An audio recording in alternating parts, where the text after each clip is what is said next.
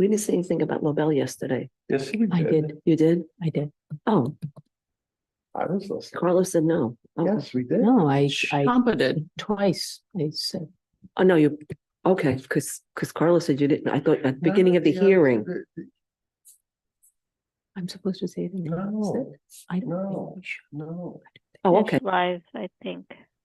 Thank you. Yes, we're live and we're live streaming on YouTube. Tony, may proceed. Okay. Good morning. This is the New York City Board of Standards and Appeals review session for November 14th, 2023. The first items will be laid over, second call items laid over from the November 13th calendar.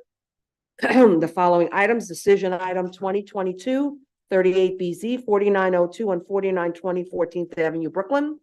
Okay, so we were waiting for the revised set of drawings with all the conditions that DOT and DEP had approved and required incorporate into the plan. So did everybody have a chance to, yes, and you were satisfied with the revisions that's been made?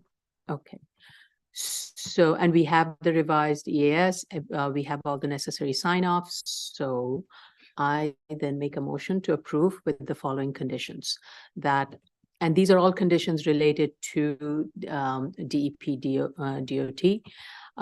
Conditions being that the building shall incorporate 31 dBA of attenuation for the facade along 14th Avenue, and a closed window condition with an alternate means of ventilation will be provided.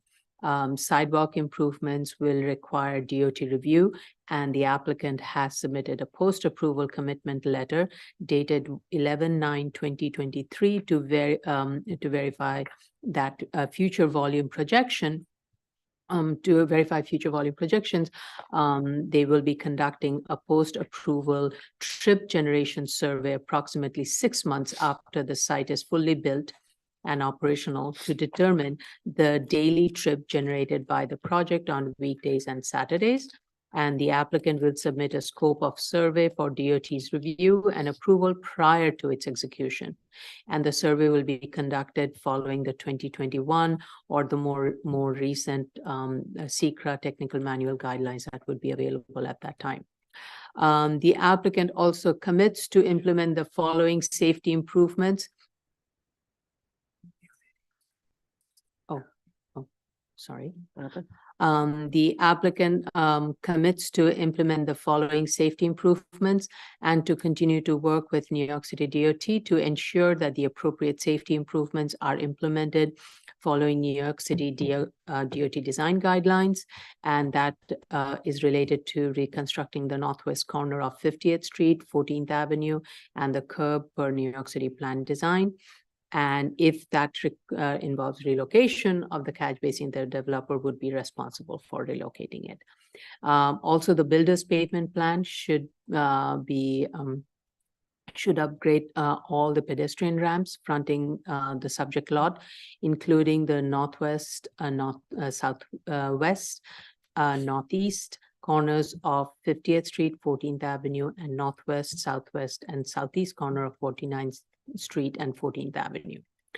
Also, the applicant will be responsible for all costs associated with the design and construction of the project-related improvements, and DOT will continue to participate in the review process. And should the applicant and the applicants required to submit the BPP and all the required drawings per New York City DOT specification for DOT approval. And this all should be done. This particular BPP part should be done prior to any issuance of TCO. Okay, so the motion to vote. Motion to Chair Shanda, aye. Vice Chair Shabeta, absent. Commissioner Otley Brown, Aye. Commissioner Sheta, Aye. Commissioner Yoon. Aye. Application has been granted. Item number 10 from yesterday's hearing, 2022-39 BZ and 93-10 BZ, 188 and 198 Barrett Street, Brooklyn. Okay, so we have the E designation on this, and we have all the notation of related to DOT and DEP incorporated into the plan. Did everybody have a chance to review it? Okay, good. So I then make a motion to approve with the conditions that DOT and DEP laid out. So the transportation related conditions are that the applicant is required to submit a builder's pavement plan and all required drawings as per DOT specifications for DOT review and approval. And this builder's pavement plan approval should be obtained prior to obtaining any TCO. And of course, that means all construction should also be done prior to issuance of certificate of occupancy. And this applies for the prior case also. Okay. For 9310. Yeah. Upon approval of the application and near the end of construction of the proposed project, but no less than 6 months prior to opening of the proposed gymnasium building, the applicant shall contact DOT and ensure appropriate signage installation along the school street frontage. With regards to DEP, an E designation has been placed on the zoning map and the applicant should follow all the requirements of the E designation.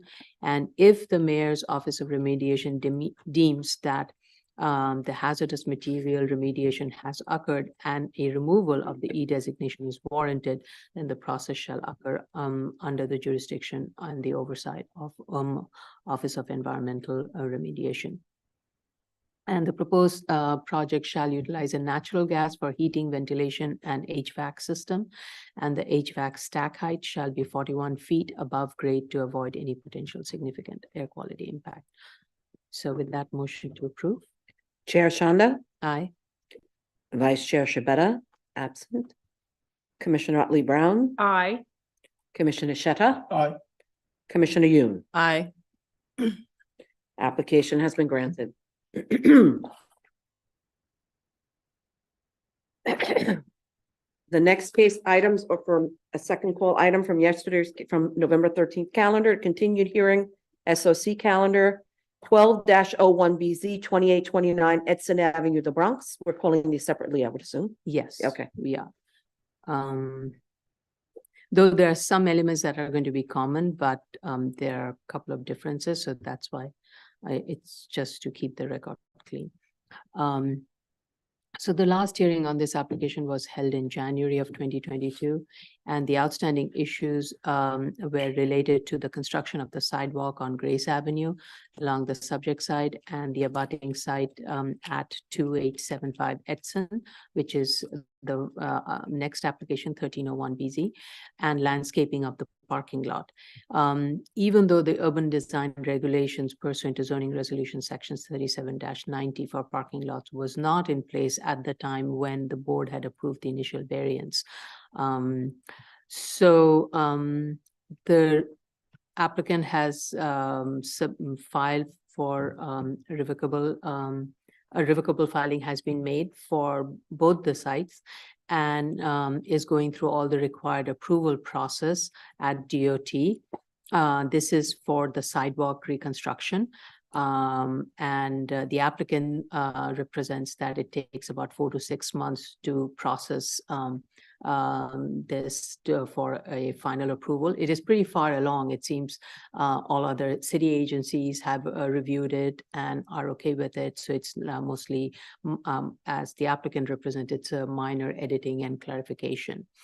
Now, there is a separate division within DOT that does the sidewalk design and review, and that also is happening at the same time.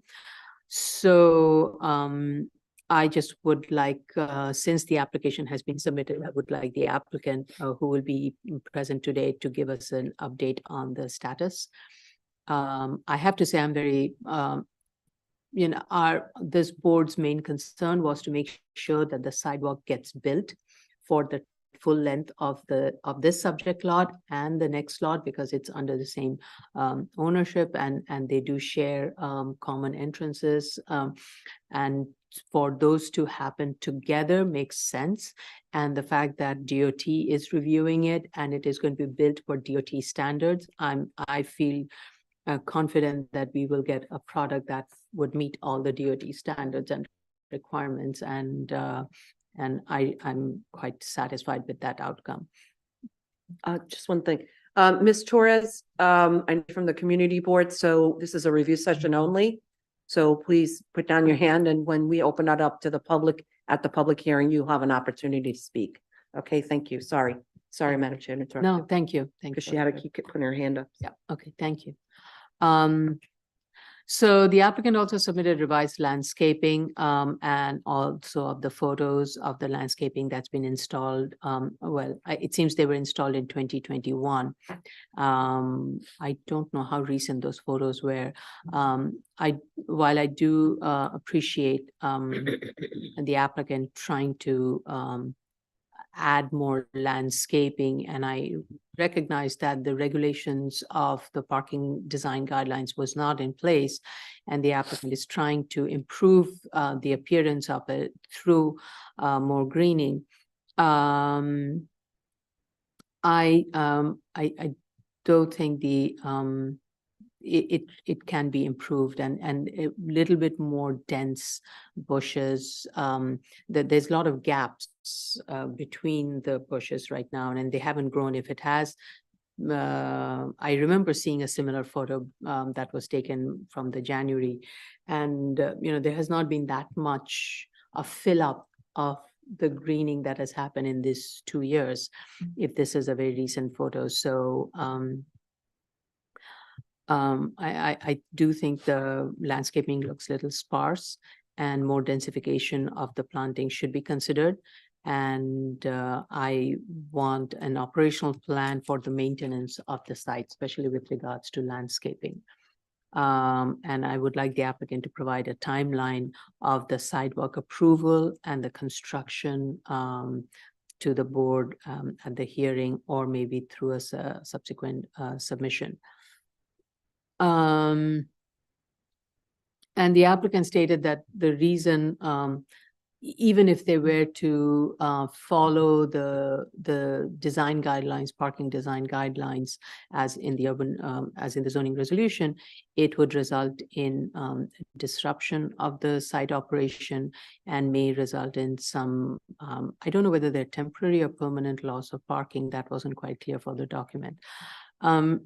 I am willing to accept that argument, provided that the applicant, whatever space that it has in terms of landscaping, improves it further, as I said, through densification and maintenance. And that's why I'm asking for an operational plan. I don't have any other comments. Commissioner Otley Brown. So I actually agree with you, and it's really good that they've actually put the plans in place to finally work on the sidewalk, and I'm happy that it's going to be proceeding hopefully fairly quickly, because I think that, it's difficult to get down that block if you're a pedestrian. It requires that you cross over to the side with the church, continue your journey, and then cross over back. So it would definitely be a lot safer for pedestrians if they could just stay on one side of the street. I did visit the site last week, and I noticed that half of the parking lot is actually penned off. And I'm wondering whether they're planning on working there, and if so, what are they planning on doing in that area? Are they repaving or restriping? But it's definitely cordoned off, so you can't get to the stores. Okay. I'm sorry, once again, this is a review session. Please don't raise your hands. We will honor your request to speak when we are at public hearing. Thank you. Okay. Mr. McNaughty, please rate on. This was during a weekday. Yeah. Yes. And what was the parking utilization at that time? Oh, it was very low. There weren't that many cars there. It was during the day, but you couldn't park in the spaces closest to the different stores. Okay. The facing Edson itself. Probably took out about 20 spaces, maybe a little more. Okay. Okay. Thank you. Commissioner Shetta. Thank you, Chair. I recall that one of the main issues in this application, when we previously looked at it, was the construction of the sidewalk. And I recall I did discuss with them why they weren't able to build a more simple retaining wall, and they said because of an existing pipeline next to the property line, So that triggered actually their need to go through a very like long process and fight for a revocable consent with the DOT. And in their Is your submission, they- microphone on? Sorry, it's not a little muffled. Oh, Is your microphone on? yes, it is. Great. Oh, Is- better. is- Yes, thank you. Okay, sorry. So they indicated in their submission that they already started this process and they said like the next phase is gonna take about 3 to 4 months. And the final stage will be 1 to 2 months. So I believe the total should be around 6 months to start construction of this retaining wall. I would like to get this board to get updates on when they're gonna start construction. And probably notify us that the construction is about to start. This is one thing. The second thing, I would like to know if they coordinated or interacted with the community board by any chance, and what is the outcome of such interaction? If they notified the community board about, yes, So the reason for this delay really was that there's a process of securing a revocable consent. yes, you know, And that requires community board to first approve it, and then only DOT starts the revocable consent process. Yeah. So, so I think to answer your question, community board did review and approve the revocable consent, and that only enabled this process to move this far. yes. So they are totally in the, They're involved in. they're involved in it. the loop. And I'm sure before, I don't want to say anything in terms of how they feel about the project or anything, but that I'm very sure somebody from the community board will be at the hearing to state their position, but Understood. I I just got, wanted to give you a reason why the delay and where the community board. I involved knew it's was very, critical. very long process. I got that. And I was aware that they started at the community board, but I wasn't sure whether the coordination continued after that or not. If there There is, were intermediary communications with DOT, with staff and Okay. everyone. that would be Yeah. even much better. That would be good. I agree that the project currently proposes much better. The only thing I would like suggest as a structure engineer who used to like build a project like this. If this is a suggestion, this is not a requirement, it's up to the engineer. But this is the retaining wall, this is the section of the retaining wall that they are saying that's gonna be built. They have two configurations. My understanding from previous interaction with their engineers is that they have a pipeline here that they were able to switch, I would say switch mirror this retaining wall, meaning that build this leg inside. If this is the case, and you do have, Mr. Structure Engineer, if you have a pipeline here, I would suggest you show that so during construction, everyone is aware that there is a pipeline there. That's a suggestion. It's not a requirement, but I would really suggest that it's shown here, so when people start excavation, Okay. they do not hit that pipeline. That's all what I have. Thank you. Okay, go ahead. I'll reserve my comments. Commissioner Yoon. I did not have any comments on this application. I thought the description of the DOT processes was thorough. I wasn't here for the prior hearings, but I have no comments to add. Okay, thank you. I want to go back to what Commissioner Sheta said, is keeping the board updated and notify of the construction start. While I think that's a laudable goal, I do not know what we will do should we get this information, because we have no role to play after that. The good thing is, because it is a revocable consent and it is going through DOT process and DOT standard, everything will have to go through DOT. And so I am not sure what value added there will be. You know, the only thing ours is a compliance part of it. And, but the compliance part is, if DOT is involved with the sidewalk reconstruction, correct me if I'm wrong, then DOT is going to make sure it complies with all their regulations, Right. right? So I really don't want to, I don't think the board has the expertise to step in and challenge that at all, right? No, I'm not talking about something like BSA want to go and look at the construction. I'm not saying that. What I'm saying is the sidewalk need to be, Yeah, or on pipe. Okay. the sidewalk need to be built. And if we're gonna grant an extension, because this is an extension of term, if we're gonna grant an extension, that's gonna be based on our understanding that they're gonna install this sidewalk. Right, and for that reason, we need the timeline and the certificate of occupancy that they will be the time.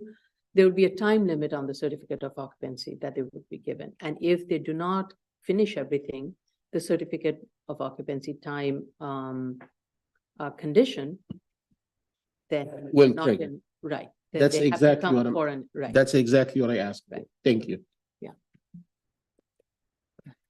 Do you want me to move on to the next? You want to wait a minute? Just give me 1 second. Okay.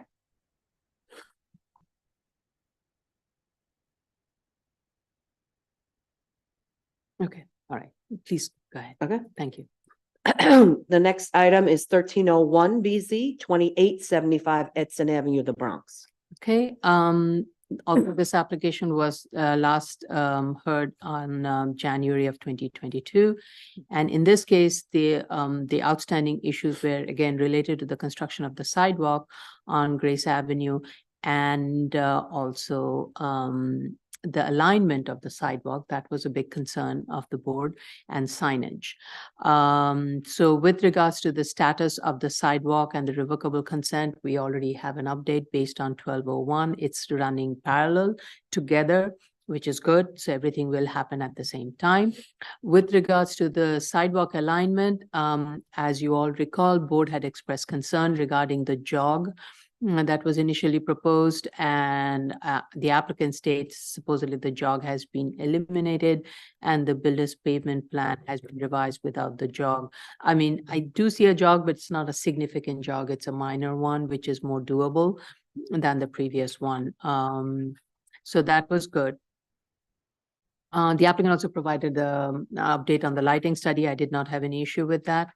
With regards to the signage, there was some excess signage that the board had identified. The applicant states that the heights of the signs in the parking lot and the throughway has been lowered to 48 foot above the curve for 2004 approval. I just have to say that when I looked at the photo, it was very difficult for me to gauge that height. So it would be ideal for the applicant to show like a before and after, or some other way of determining how the height has been lowered. So that is more of like how you should take the photo and kind of indicate that that's been lowered, because it's a close-up photo of the signage, but I do not know in relation to the entire height of the building where it is situated. So before and after would just make that very clear that the sign has been lowered.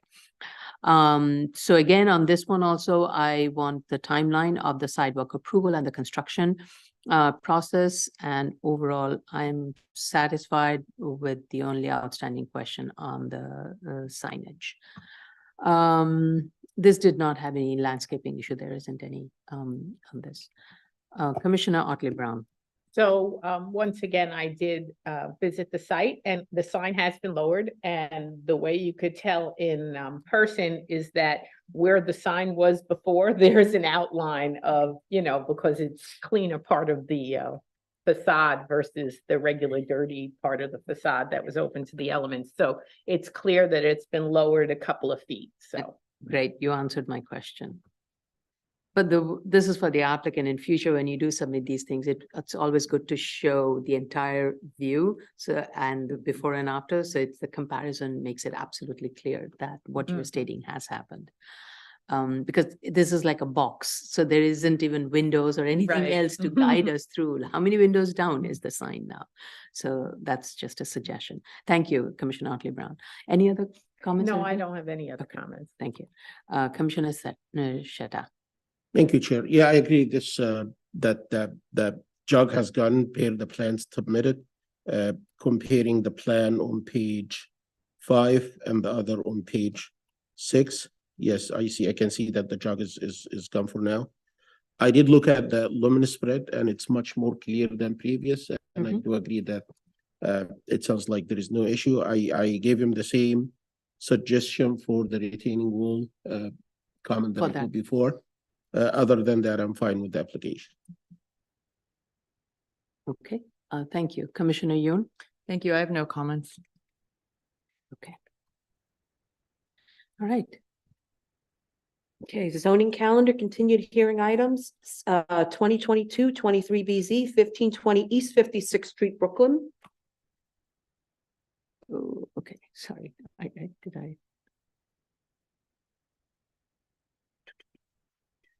I'm just, okay, all right. So the initial hearing on this application was held on April 11th, and board had raised concerns regarding the neighborhood context and the self-created hardship. Applicant made a submission, and with that, the applicant also submitted a revised DOB objection sheet that has revised the objection from to include only the front yard waiver and not side yard waiver. The applicant also provided a survey indicating that the site is not located in the bed of the street widening of East 56th Street. A revised plan has been submitted, which shows the building maintaining an entrance to a driveway from the Mill Lane instead of 56th Avenue, 56th Street, I'm sorry. And that basically requires an 8-foot wide sidewalk, 8-foot wide side yard. And this further pushes the building a little bit closer to Mill Lane and 56th Street. And the applicant is proposing 2 dwelling units with 2 parking spaces. And so upon further review of the plan, I think a planting requirement pursuant to ZR 23-421 needs to be met. I do not believe it meets it, and applicant needs to show that calculation in the plan, how, if it is meeting, should indicate how it's meeting the requirements of zoning resolution section 23-451. Also, the location of the garage, I do not believe meets zoning resolution section 23-44. This would apply to both, it was an omission on my part. This would apply to both the initial plan and the revised plan. And the reason I state that is pursuant to section 23-44, which is the permitted obstruction in the required yards or rear yard equivalent. It says, number 14, parking space off-street open within a front yard that are accessory to a building containing residence, provided that. And then item number 2, it says in R3-2 district, R4 district, other than R4-1, R4A, and R4B and R5 district, other than R5A, such space meet all the requirements of paragraph B of section 25-621, and it's 25-621, which says location of spaces in certain district.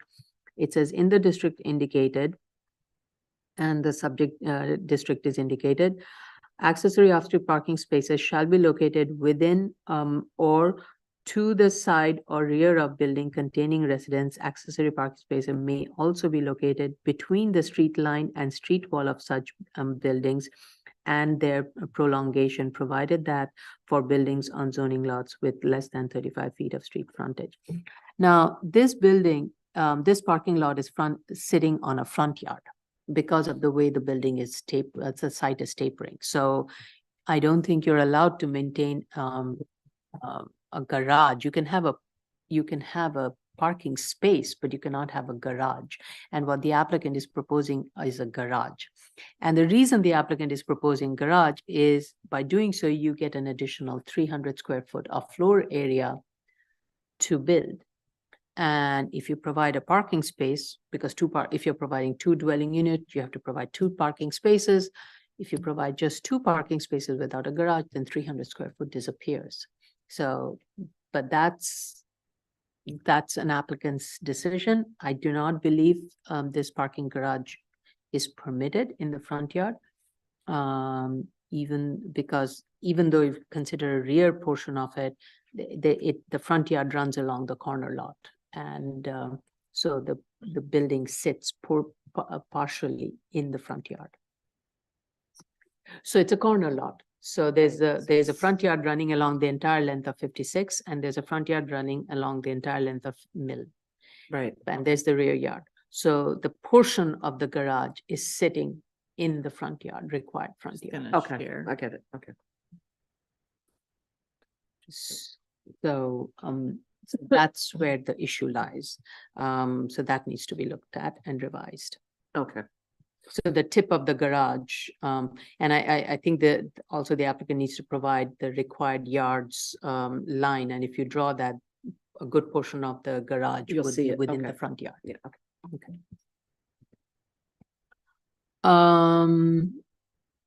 So the applicant has provided, with whatever I said, the applicant's in its analysis for the proposed floor area needs to provide a breakdown of how the floor area is being achieved. That is, what is the maximum permitted floor area? And how much of that floor area is derived from the garage? How much of the floor area is derived from the space that is below the height of in the attic area, the attic rule? And that leads to the second comment in the drawings. The applicant needs to show on the plan the area that is excluded from the floor area.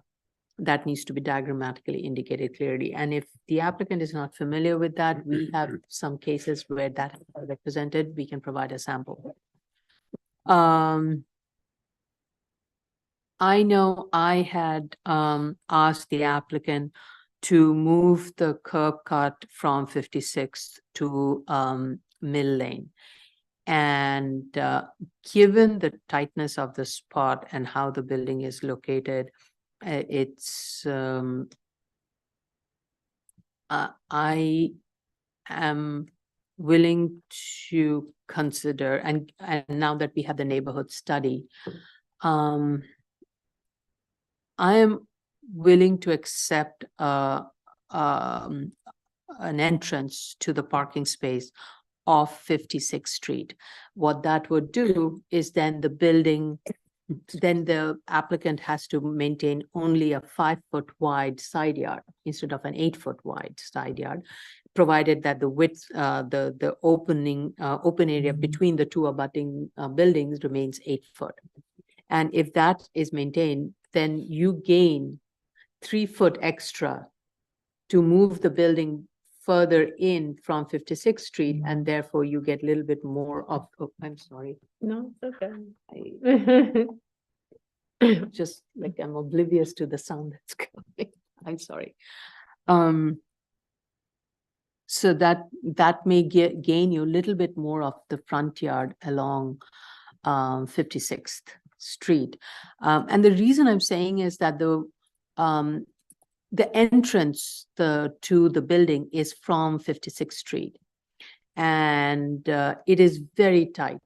And I almost feel like somebody's going to either walk over all the planting area, which will end up not being planted, which is very likely, or it will get paved over, therefore not meeting the planting requirement, or one will have to step out onto the sidewalk and then get back into the porch. So it would be best if the building can be, if you maintain a 5-foot side yard, push the building away from 56, and then see if there is a way to move the entrance to the building closer to the garage or the parking area. So this way you don't have to walk all the way through the green planted area to enter the building. And so those are my suggestions. And I do appreciate the applicant looking through all the questions and answering all the questions in terms of the neighborhood character study and revising the plan. But I apologize for me going through this iteration, but I think I needed to see this to recognize that the building is very precariously set at this point. With regards to the neighborhood character study, I think we had asked the applicant to provide a front yard study, which has been provided. And it does show that the depth of the front yard, especially along this portion of the subject block, is it varies. But I think because the building is setting in and out of the front yard looks kind of not contiguous. So if you move it a little bit in by maintaining a 5-foot side yard, then you can achieve a more continuous 3 to 4 foot deep front yard along 56th. And I would say by having a 5-foot side yard, you can actually provide the entrance on the side yard portion rather than from the main street frontage, which gives you a little bit more space to locate that entrance, and it provides the privacy for the building also when you're entering it. So those are the questions with regards to the neighborhood context. With regards to the common ownership, the site was in common ownership from 1976 to 2004, and during this period, a garage garage structure was built on the southwest corner. Now, since then, the garage structure has been demolished based on a DOB-approved demolition plan that was issued in 2007.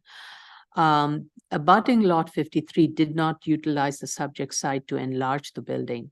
So the applicant needs to justify, was an as-of-right enlargement possible when both sites were under common ownership? And my take is possibly not, because it would not have complied with the front yard requirement. And especially if the windows along the abutting building were legal windows, then it would lose light and air. But though that's an exercise the applicant needs to go through and clarify to pass this, to meet this finding with regards to common ownership. So those are my comments. Commissioner Otley Brown. I actually think it's important for them to satisfy that self-created hardship finding. So I agree with you that they just have to take their vacant lot study just a little bit further and address those issues. Let's see. I'm sad that they can't use the layout that they have, because I think that the layout is actually better with having the driveway along the 8 feet and having the approach being from Mill Lane. It's just better for the driver to have that straightaway. Yeah, and it's unfortunate, but you know, I understand where you're going with this. And so You know what I would say? I'm giving them an option of doing this. If they think the other one is better, that's fine. I just think my concern is if the entrance is so close to the street, A, it takes away the privacy, B, it takes away all the planting requirements, because you can see people will just walk through the planted area. right. There won't be anything left. And the building is sitting very close to the street at that point. Mhm. By pushing it away, you give little bit. Now, the other reason is also, I don't know if this garage can be built. So if the garage can't be built, then you have parking space. There's a little bit more flexibility Right. by locating a parking space. And Well, also, if the garage can't be built, there is a lot more flexibility, because now you're down 300 square feet also. So the building, probably the envelope will shrink. the envelope should shrink. Yeah. Mhm.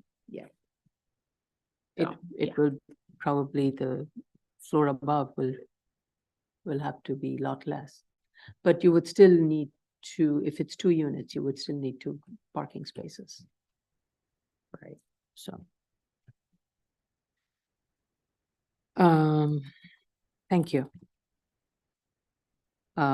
So you also said you prefer, I just made these suggestions because there are so many moving pieces. If you don't do one, you trigger the other one.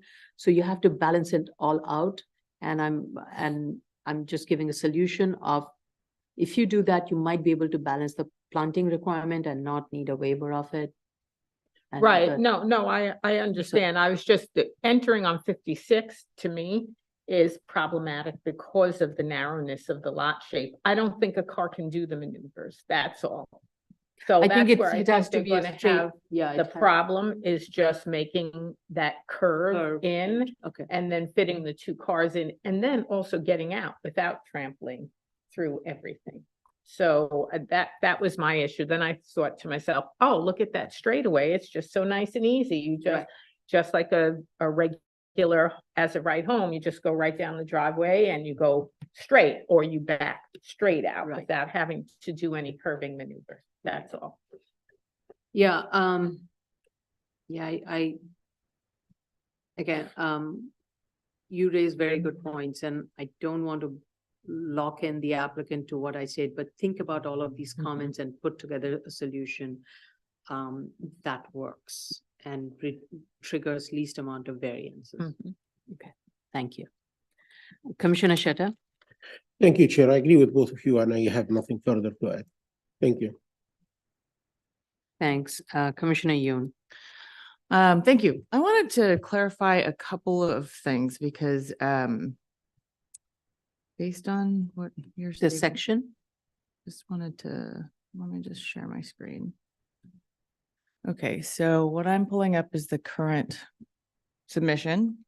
And, you mentioned that the parking garage couldn't work in the prior submission. Let me just try and hide my video. How do I go to the? I think the parking garage in the prior submission was also in that same location. It was actually, it was in the same line as the front yard line that was proposed, which was a 3-foot front yard along East 56th Street. So I think this is a question for DOB because you're required a minimum width of front yard of, I think, 10 foot or so.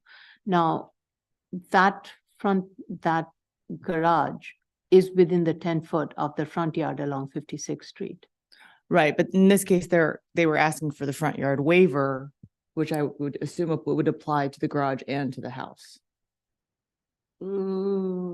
That's a good question. I don't see it that way because I think typically then, are we then saying then the garage floor area is automatic? No. Or don't you need a, You would need a. Well, so that's You where- would need that's a waiver That's for another that. question. So there's one thing I just wanted to clarify, my understanding of the Mm-hmm. front yard. The garage being problematic because it's not a permitted obstruction in a front yard. right? If a waiver is granted in this prior version, that the front yard is defined as 3 feet, then this garage is not in that front yard, right? Yeah. At least that's how I interpret it when we first saw this round, but then we go to the new one and they're proposing, again, a 3-foot front yard, but this garage is very clearly It is within an the front obstruction yard. in that front yard. Front yard. So you're saying the previous one was off it. Maybe if they shaved the garage the same way they did in the first. Then the Plan. whole issue we had with that first garage was that no car can get in unless it's a Beetle. Or it's a smart car.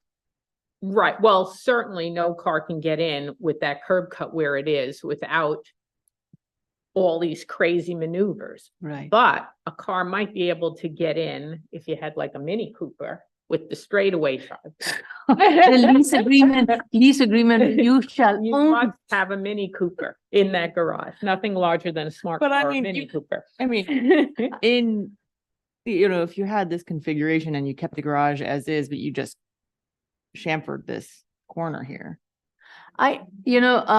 Then you're not exercising all of your 300 square foot, first of all. So that's I another really, question I have is the 300. there has to be a minimum size of a garage that must have been factored in. Otherwise, somebody will put in a 2x2 and say, that's my garage. So Right, isn't there a minimum? there is a minimum, Size yeah, some size of that the, DOB has to, yeah, like I'm not road very cut. comfortable with that argument. And I have to say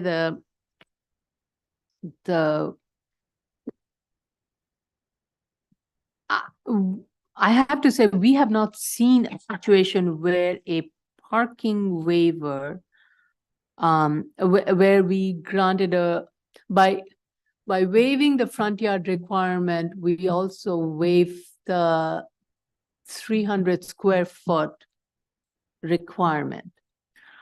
I think the garage was pretty much well within of the front yard, and therefore 72. it did not become an issue. I have to, 72 and Right, otherwise it's circular and self-creating. Yeah, it's a you self- know? exactly, You're- it's You're giving a exactly. waiver to give the garage to allow the building to be larger than Yeah. it is. So that's another question I had. I'm confused about this part. They did provide this floor area breakdown in their current, the October Right. 16th. So they do show how they get to the total floor area, which is two of these floors, which is Mhm. the first and second floor, which totals to 1864.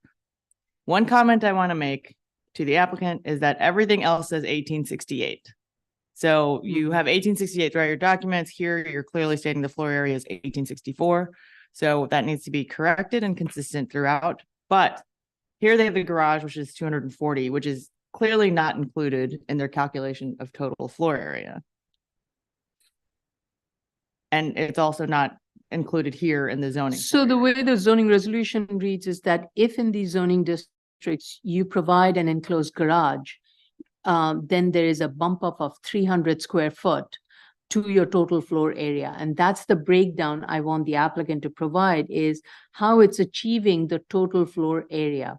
It's the base floor area plus the 300 square foot for providing an enclosed garage, plus the space that's not being counted, that is below the height of 5 foot. That amount needs to be clearly indicated, and it needs to be indicated in the plan. Because right now I don't see how that total number is coming to, and that has to be absolutely made clear for GOB, for us. So the garage is considered floor area? No, the garage is contributing to the floor area. So let me look at just give me a second. I'm going to look at the. Could you just bring up the second floor? Yes. Just noting for the board, the following zoning That's what I provisions. thought there isn't a sloped roof above the second floor. Isn't there just a storage attic? Yeah. There's, Oh, I see. there is an There's attic part. dormers. No, that's the attic floor plan, but Oh, there are dormers. Yeah, there's a pitched roof Okay, with so dormers. yeah, there is some. yeah, Yeah, they should shade that second floor. yeah. For sure. Just for the board and the record, the following zoning sections control bulk and location of garages. As permitted obstructions in open space, 23-12H and ZR 64-421A. Location of garage and side yards, 23-441 and 23-442. Height and other restrictions, it's for R1 and R2 districts. Floor area restrictions, 23-12H, 23-141B5. There are zoning restrictions on site and requirements, number of spaces permitted, area of paved driveway, street tree and sidewalk planting strip triggers, sides and location of spaces and curb cut length.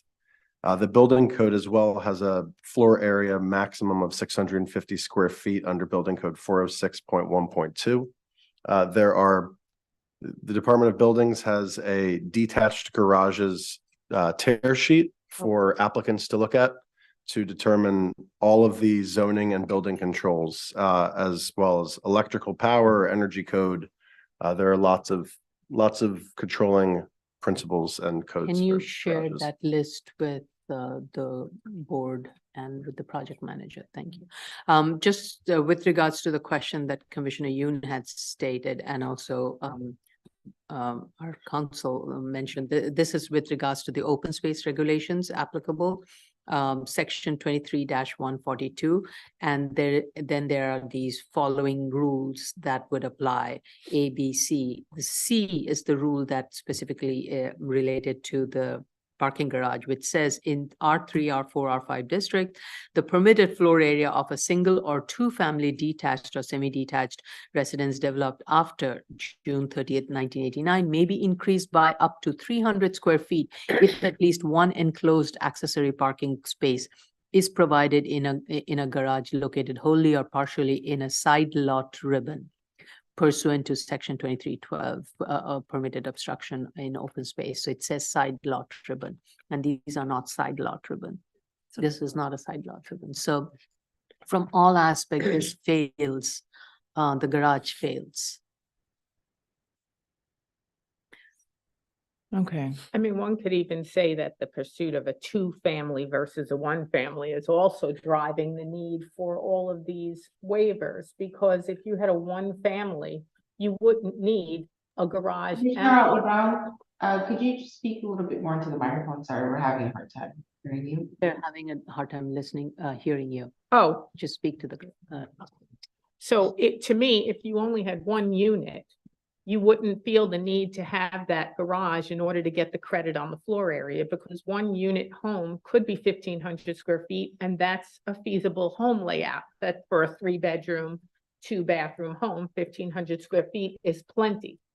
So it's the push to make it 2 units that's pushing for the bonusable square footage, that's pushing the waivers of the front yard and the garage. It's linked, 1, 2, 3, 4, 5. You just keep following along. Mhm. So if you just went to 1 unit, make this a 1-family home, then you only need 1 parking spot. The 1 parking spot can actually be in the yard, doesn't have to be in a garage. You don't need the extra square feet necessarily. You probably end up with 1,500 square feet, more or less, and you would be fine.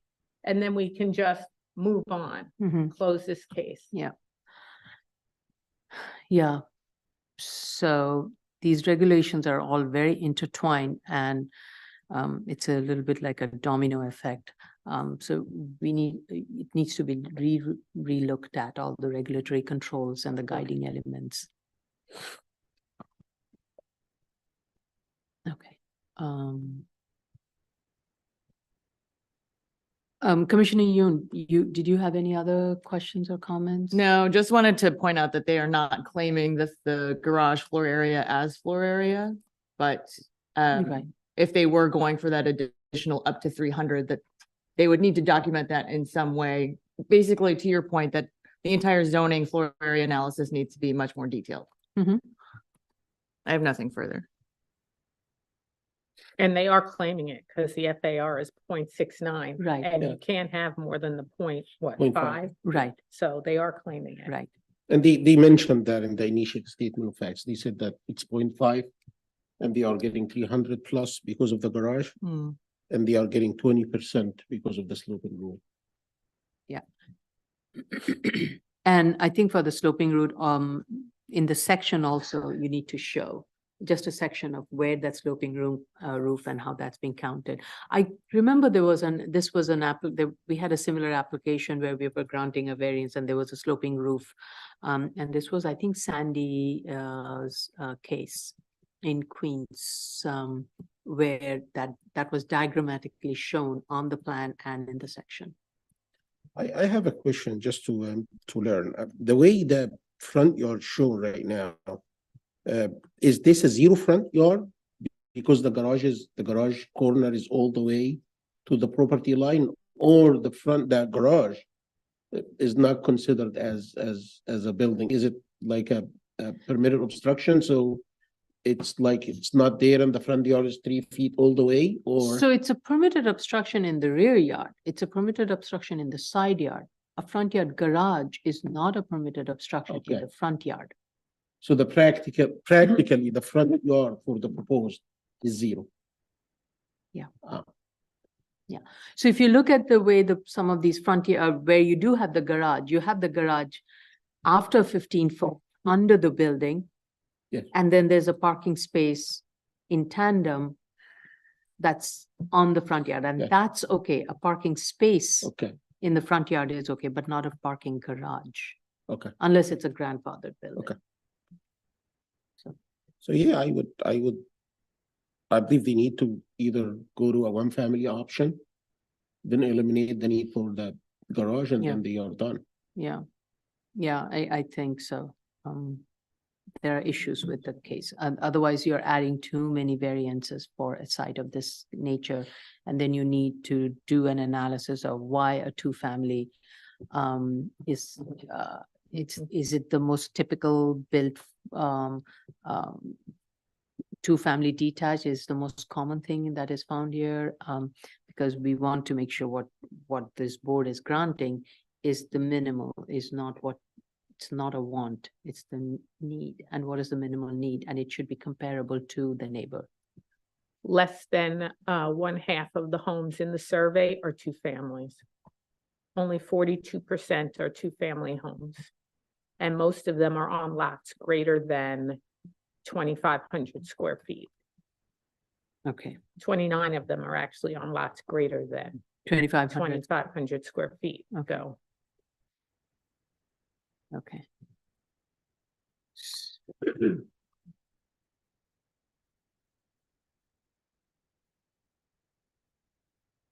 That's, yeah, you know, and while And this s- lot is greater than 2,500 square feet, it's barely greater Barely, than yeah. 2,500 square feet.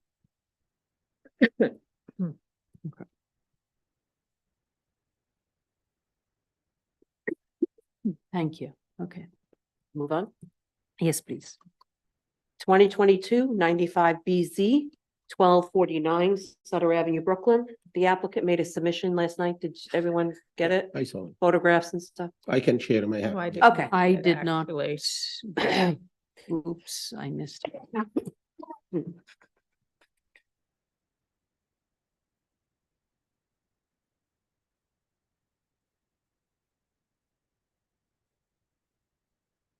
Just give us a minute. We need to look at the submission. I missed it. I have them on the screen share. Okay. I shared them. Okay, Let's see. let's, Sorry.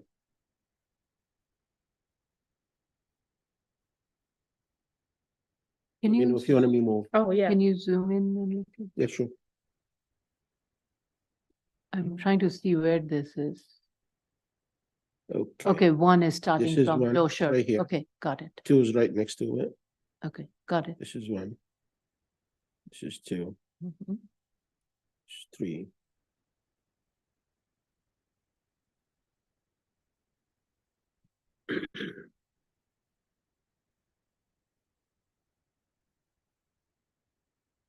Can you go to the next?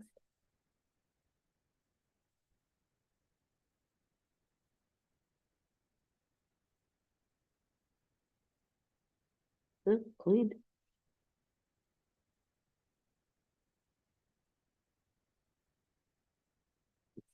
No parking on the sidewalk.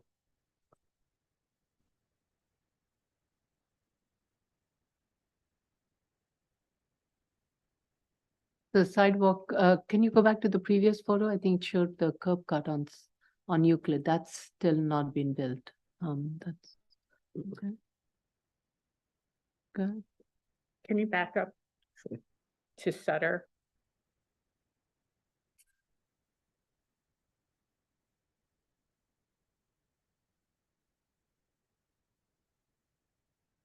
It takes time.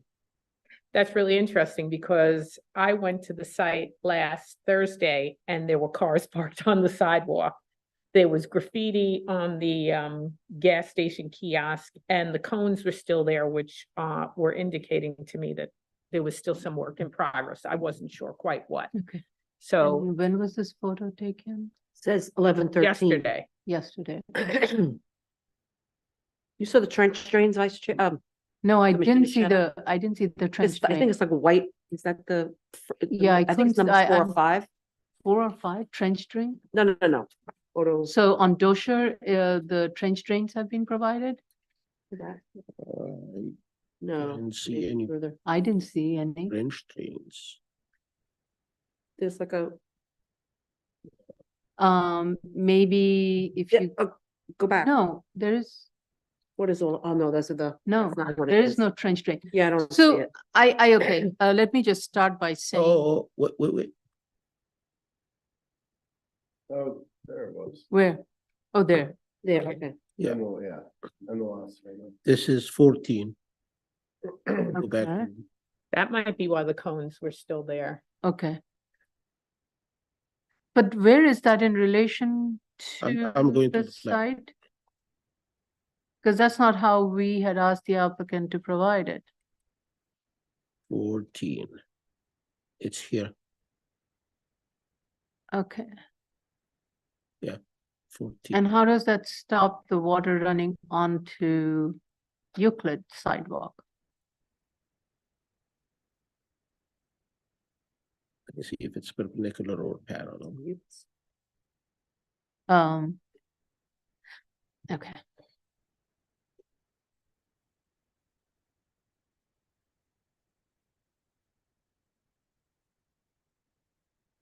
It's across the whole. All right, Yeah, let me this is just, Euclid. yeah, It's perpendicular to it's Euclid. perpendicular, not parallel. Yeah. Yeah, okay.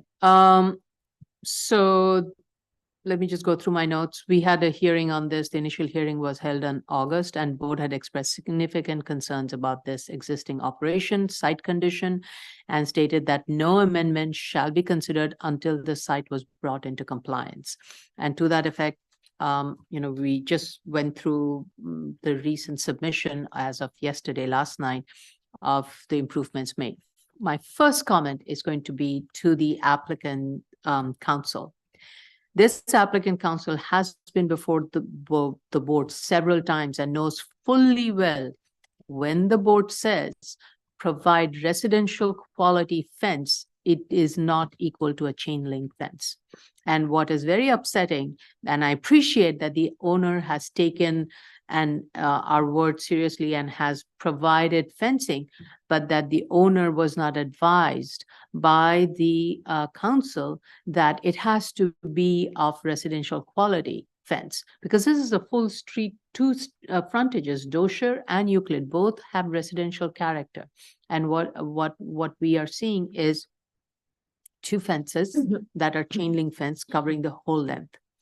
Second, I do see the trash enclosure that has been covered up. That's not what the drawings that were submitted indicate. The trash enclosures were not going to be chain link fence with opaque thing. They were going to be of a different material. So the owner has gone and wasted money making these improvements without getting the necessary guidance from the council. And I do not know who is responsible for listening or not providing the advice, but it has to be done correctly as on the plan.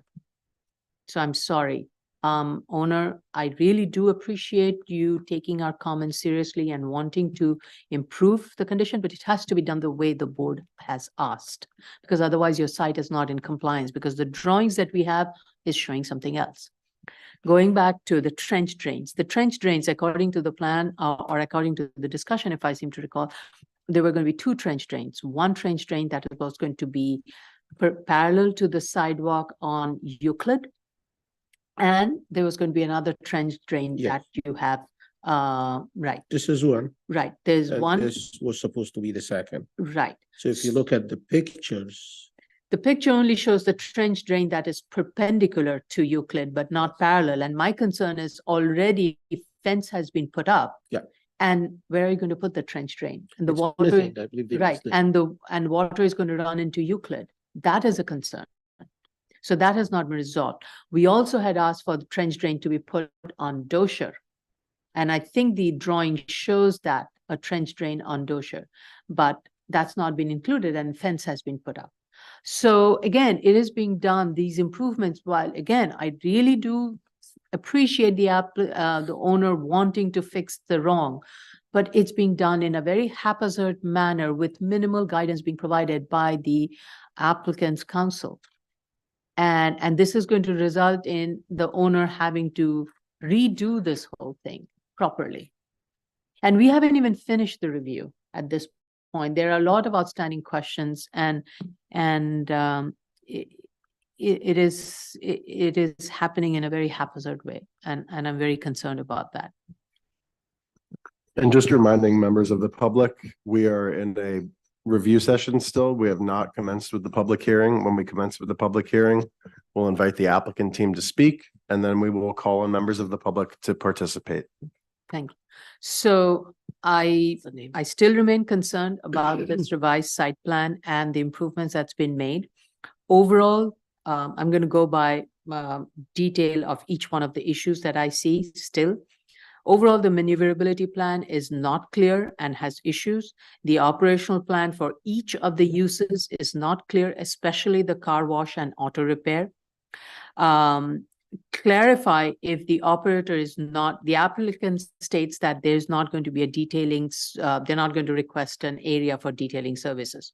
What I want the applicant to clarify, and I want the owner or the operator to clearly hear what I'm saying, is that the applicant needs to clarify if the operator is not going to provide the detailing services at the site, or it is just not providing a covered area. The answer is going to be, you're not going to provide a detailing services, period, on this site, because you already have enough uses that you're having difficulty accommodating on this site. Parking, maneuverability, and therefore I just do not see how a detailing area can also be located here. So the applicant needs to provide a maneuverability plan for the car wash operation. The 3x3 reservoir space, I'm not sure how that works and how that would work operationally. Also, per zoning resolution section 32-25B, it requires 10 reservoir spaces for car wash and not 9. The 9 reservoir space, the reservoir spaces cannot include the space that are being used for prepping for cleaning up, for cleanup. And this is based on a very recent DOB appeals case that board had learned how DOB determines total number of reservoir spaces for car wash. So your 10th car cannot be in the tent. It has to be outside the tent. So all 10 cars has to be located outside. So that's one. So based on the proposed configuration, a 10 reservoir space would result in a vehicular conflict with the vehicles accessing the gas pump, and thus the gas pump do need to be relocated. What is then my next question is, what is the purpose of parking space number 9 and 10 for car wash post washing and drying? This is along the Dosher Avenue. So the zoning resolution doesn't require a number of parking spaces for car wash. It requires 10 reservoir spaces. So my question is, what is the purpose of the 9th and the 10th parking spot as indicated on the plan? If you're proposing these spots to be used, I mean, first of all, I don't know how you're going to access them because they are located along the rear lot line. And there's an enclosed area that is already existing where the drying of the cars would happen after they exit the automated car washing. So to get to that parking space number 9 and 10, the car will have to go into Dosher and then back into 9 and 10. So that is causing additional parking maneuverability on that street and on the sidewalk, which is next to a residential home. Then the applicant is also proposing to reduce the total width of Dosher Avenue curb cut, because the Dosher Avenue curb cut prior approval was for a 20-foot. And right now it is 30-foot. If you're going to have a 20-foot wide, if you're going to reduce the curb cut 20-foot wide, which it must, how would you access parking space number 9 and 10? And my biggest concern is, why should you even have that operation along the rear rear yard of a residential building? That should not be allowed. What the board had asked is that there should be a very robust buffering of planting and opaque fence along the rear lot line. That has not continued along the entire length. Okay, so that's with regards to the car wash. Also, with regards to the parking space number 11, which is next to the car wash entrance, how would one access that number 11 space and what is it for? That's another question I have. With regards to landscaping, while more greening along the rear lot line is proposed, the greening cannot start now with the onset of winter. So I am concerned that it will not be executed. And in the plan, the applicant needs to provide detailed planting bed sections and plant types and needs to provide a timeline for implementation of the planting. The greening along the entire residential lot line needs to be lush with 2 rows of planting so that the depth of the planting bed needs to be more. With regards to the utilization study I had asked for, I wanted to know what is the different, based on the different uses that are located on the site, what is the distribution of the parking spaces, and based on that, the location of the spaces, and that was not provided. And I think the applicant at this point needs to retain a traffic consultant to address this concern and the traffic maneuverability within the site, and how it would affect the abutting circulation on the street. With regards to the curb cut, the applicant needs to submit a builder's pavement plan to DOB and DOT to start the reconstruction of the curb along Euclid Avenue and reduction of the width of Dosher Avenue curb cut. Prior board had approved 2 curb cuts on Sutter. Now there are 3 curb cuts on Sutter. So the question remains, should those 3 be permitted? Given the complexity of the site, the analysis can't be done without a traffic analysis or circulation, and the applicant needs to retain a traffic consultant to do that analysis. The parking layout as revised needs to be modified. I do not think the way it's laid out, it's going to work, especially with parking space 9 and 10. If you think the parking space 9 and 10 is an extra holding area for cars to be pulled in, for them to be dried up, then it wouldn't be along the rear lot line, because you're adding, as I said, additional maneuverability. If anything, it should then make a left and be more closer to the Sutter entrance, where you have this other parking layout. So my suggestion would be your the 4 parking spaces that you're proposing for your auto repair can be placed in tandem 2 by 2 right next to where the car wash cleanup of the exit is. So this way, because these are cars are waiting to be improved, so you can just put 2 in front, 2 in the back, and that way you can maneuver it. That way you free up some spaces that can be parking spaces parallel to Dosher, and you can probably use 2 of those parking spaces for your drying of vehicles and such. And the remaining portion of parking spaces for the convenience store can be located in front of the building rather than along Dosher Avenue. But you need to redo the entire layout. I do not think it's working. Those are my suggestions based on what I see right now. Regarding the convenience store, an operational plan has to be provided in the statement of fact. The convenience store, I mean, according to the statement of fact, it says the convenience store will have fresh food prepared, but there is only 1 employee who will be handling the cashier. So I'm not sure how fresh food preparation and the cashier can happen at the same time. I don't think that makes sense. So please go back, reevaluate number of employees that will be using the convenience store. Since fresh food is being prepared, trash pickup 2 times a week, I do not think is enough. So applicant needs to look at providing more frequent trash pickup from the food preparation. Include details of the trash enclosure in the plan. Consolidate I would say you need to consolidate the 2 trash enclosures into 1 area located by the side of the building facing Euclid. This way it'll free up some parking space also for you. With regards to the operational plan, applicant needs to provide an operational plan and show how the flow of the various operation will minimize any overflow of vehicles onto the sidewalk and impact the pedestrian and minimize pedestrian and traffic movement and impact.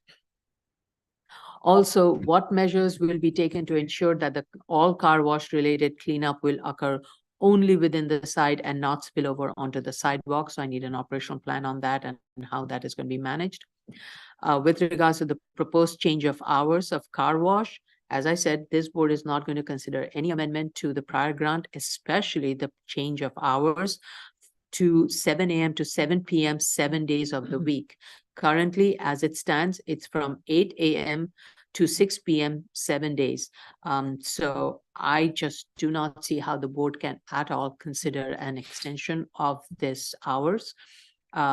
This is a problematic site, as I've said many, many times, with several intense uses near residential, and typically such uses that we have seen, the board has seen, the car wash and auto-related uses are permitted at most 6 days of the week, but not 7 days. The fact that you have 7 days, if the board feels this operation is being a nuisance, we can cut it back to 6 days.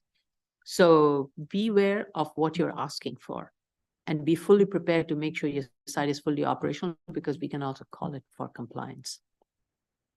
I don't think the board can grant this extension of hours. It has to remain what it is. And I feel 7 days is also too much. The revised plan provides an analysis and the proposed enlargement, including the 2004 enlargement to comply with the ZR 11-412. I'm okay with that. But this does not include a detailing area.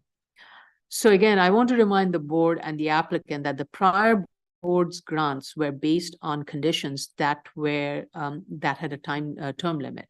And the reasons for the term limit was for the future boards to reassess the conditions and approvals made based on changing conditions, operation of the site. And based on the poor management of the operation on this site, I do not believe the board should amend the hours of operations.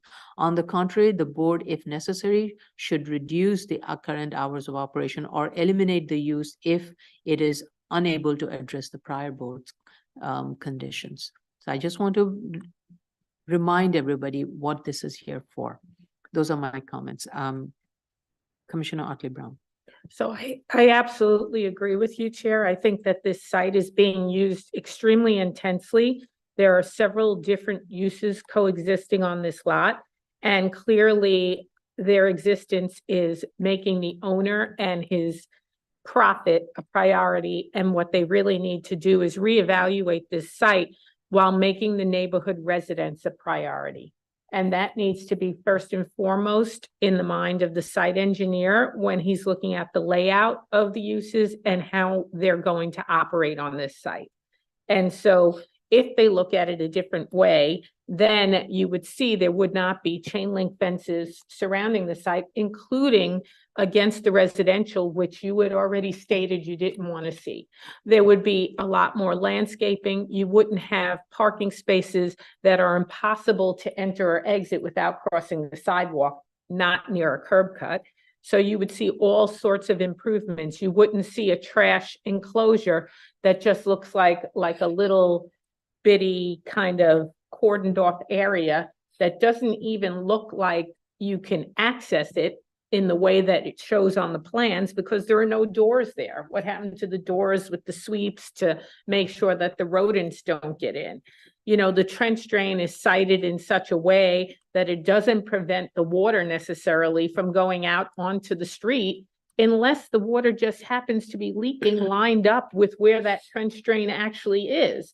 If the water is collecting closer to the residents, it's just going to keep flowing out onto the street. So, and I usually don't even comment on that kind of thing. It's just that I'm noticing that there's so many things glaringly wrong with the site as it's being proposed, let alone as it is existing.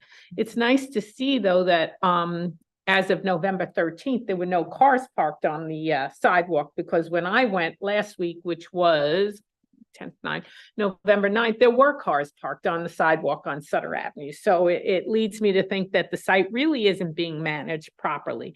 And they just moved cars just to take the photos. And I'm sure if we would go back out there tomorrow, we would find cars parked on the sidewalk on Sutter, along with other things. And I also feel that a simple issue like painting over the graffiti on the kiosk, why hasn't that been done? That's something you can do in 10 minutes. You just get like a can of white graffiti-proof paint and just, it's not a very large space that you have to cover. I don't see why they can't do that. And it's very interesting because of all the photos that they actually gave us None of them is a head-on view of that kiosk. And if you look at it in the angled view, you can see the shadow of the graffiti that's still there. So it's interesting. I agree with you, Chair. They need to be on a very short leash to ensure that the improvements are done and that the improvements are done according to our instructions and not their own. Thank you. I have to remind that the applicant has removed its location from U-Haul service. So Oh, that's- yes, and that's I the did big- not see U-Hauls when I went, so that is true. I did Yeah. not see any, doesn't mean there aren't any, but last week on Thursday, there were not any. Right. And these are steps that are being taken. It is appreciated, but I hate to have the operator spend money double time without heeding to what exactly the board is saying. And this is where I really do fault the applicant's counsel for not providing the proper guidance and direction, because they have been before the board to fully know what the board is asking for and looking for.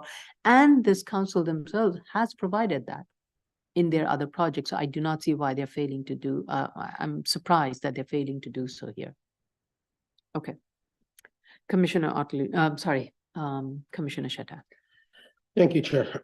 Yeah, I have to say I'm surprised. The submissions from the engineer on other projects gave me the impression that he knows what he's doing. On this specific project, I don't think whoever laid the trench drain knows exactly what he's doing. That the only piece that got built, and this is painful, I want to share my screen, but the only piece that got built is here. It's going perpendicular to Euclid. If you look at the car wash and the sidewalk is sloping that way. So it slopes towards the Euclid. street, Euclid, yes. And any drop of water, storm water, car wash water is gonna immediately flow towards the street, and it's not gonna be entering the piece of the trench drain that was installed. That being said, that means one thing, that the piece that was installed is practically useless. I mean, yes, Sad. that's painful to me, at least as an engineer. But this is the case. I would say, when I looked at the plan, this is the plan that we got. When I looked at this plan, initially I was confused between the legend of the chain link fence and the trench drain. So I said, make sure that the trench drain spans the entire frontage of the street. Then I paid attention that over here it says no trench drain, and over here it says the same thing. So I got the understanding that it's just a piece here and a piece here. Why? If you want to help your client, you should have just taken this piece and extruded, put it that way, so you cover at least the 50% of the frontage. I recall well during the last hearing that I did ask the applicant to make sure that the proposed trench drains will be adequate to prevent any outflow from the site. And this is the case on every single application like that. And when I say to cover the outflow or to eliminate the outflow to the sidewalk, that means whether it's coming from a car wash, whether it's coming from a storm water, it needs to be nothing flowing out of the site to the sidewalk or to the catch basins on the street. This is not the case in this specific application. Again, if you look at the other side, it's just one piece. This side is slightly better, although it doesn't cover the entire frontage, but at least it's shown in the correct orientation. So and the other thing I'm actually concerned about is if you look at the Google view, and this is even evident in the picture submitted, I'm not sure if we should leave this tent as is. The applicant has revised, if you look at the revised plan, the size I of the see tent it has is been reduced. eliminated on the plans, but I'm not sure what is the time frame to take this down. They did cut it back, that I noticed I- when I went. Are they dead? This is the picture submitted. It's, you mean they shorten it, I right? thought it, yeah, they cut it back. It used to go to the lot line. I'm Hmm. not sure. I don't think it went to the. Went further up, though. It did.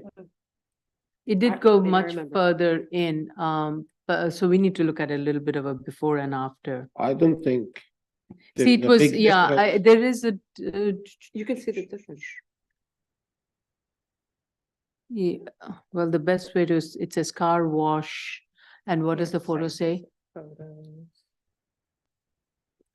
Look at the text. This is the photo, Yep, and and the this is the recent Google photo. view. Right, what is the recent photo? I want to see the recent. This is the ones that's submitted. Yeah. It's cut back. It's cut back. Yeah, You can it's okay. see Wash and you can detail. see the text. It says car wash detailing, where you the mean that one? detailing needs to be removed because there's no detailing. Okay, And then now it just Says wash and detailing, wash and detailing, which. okay. That's so what it is. has been reduced. And if Okay. you look at the sign on the site, you see car wash in the back. If you look at the Google Street View, you cannot see that car wash sign. There's two, though. Yeah, I see. Yes, yes, yes. And it goes, You're talking about this sign here, Yeah, and if you look at the Google, it's behind the building, so they Right. cut the building. Yeah. off. Yes, I got it. right. Thank you. It crosses over the window of the. yeah, it crosses over the window also. Yeah, Okay, okay. yeah. So yeah, I believe they need to like fix the French drains and make him the right orientation. And if I wear them, I wouldn't remove the piece that was installed, I just leave it there and I don't know. Do you want to fix it the way you want to fix it? But it need to be fixed. Thank you. Okay. All right. Thank you. Commissioner Yoon. Thank you. I agree with everything that's been stated so far. I also agree that the applicant needs to retain a traffic consultant. The maneuverability that's currently proposed between the pumps, the parking spaces, the reservoir spaces, they don't seem to function. And just to be very clear, I just want to pull up what has been proposed.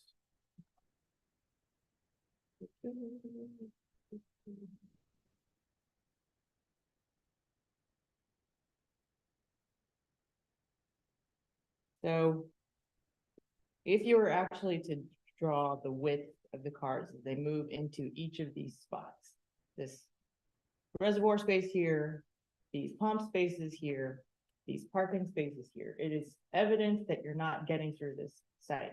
So again, using a consultant or an auto turn analysis to show how these spaces would work would be helpful, because we're currently, I don't think anyone here is convinced that you're meeting the requirements for access. I also don't think these reservoir spaces actually function to get into this car wash. I don't know how the first column of cars gets into the car wash based on the way this is shown. So per the chair's comments, this is a bit of a repeat, but the operation, the maneuverability of the use of the car wash still remains largely in question. And then on the signage, Oh, yes, I had comments on the signage. Go I ahead. have a few questions. First, why they haven't been updated or removed or reduced as they are being stated that it's a future action. It seems to me that at this point they should be done now, and better photos showing the before and after of the signage that existed before and what the improved condition is, the compliant condition is, that should be presented in a submission that's very clear. I also think there are signs that are not being documented on this chart, including ones you can see. This is from Google Maps, so of course this photo is a little bit older, but we're gonna need some photos of this, sorry, of the lag. Mm-hmm. But there are signs that have both been exposed by the awning being cut back, plus the backside of those. Oh, right, right. We also need elevations showing every sign on every street elevation that you're proposing. And the area that's being documented, only a few of those signs have been shown in elevation in the current drawing set. There are obviously a number of signs here that I don't think, for instance, any of the ones that we were looking at earlier. this car wash sign, I didn't see that on the, sorry, for the lag. Let's see, maybe it's also useful to show in your submission. So when the awning was removed or put back, you have that existing car wash and detailing sign here, which does not show up on the signage analysis as far as I can tell. But then you added another sign here. We need elevations in the architectural drawing set of every single sign that's being proposed to be maintained and prove the compliance for each street frontage. Thank- Yep. The cones also, this goes back to the maneuverability of the car wash. So, I mean, Commissioner Otley Brown mentioned that the cones are there. This obviously is in the middle of what is supposed to be a column of reservoir spaces. So again, there's just some work that needs to be done to convince us that any of this is actually functioning the way that it is proposed. I think that's all I had that hasn't already been stated. Thank you for reminding me on the signage. I looked at the non-illuminated signage calculation table that's in the drawing on plan sheet number 11, and I believe it's incorrect. Dozier Avenue frontage signage, the totals that's being included, all of the analysis, the total amount of signage per frontage seems to be more than what is actually indicated on the on that signage analysis. And this is not even including this the signs that Commissioner Yoon mentioned have not been accounted for. So what that tells me is that there is excess signage as it is over and above what is being added and now being counted. So the applicant needs to go back to the drawing board, go and count each and every signs that's there for each frontage, add it all together, and then see how much they are in compliance. And right now it is not. I mean, visibly it is very clear. It's not. There's not a single piece of the wall that is without a sign. So that's quite evident. So that needs to be completely revised, and it needs to be redone. So yeah, there's a lot to do on this one. Okay, let's go on, please. Thank you all. Sorry, new cases, 292-13 BZ, 2085 Ocean Parkway, Brooklyn. Okay. We received proof of service of initial filing and hearing notices. Community board has voted to approve this project.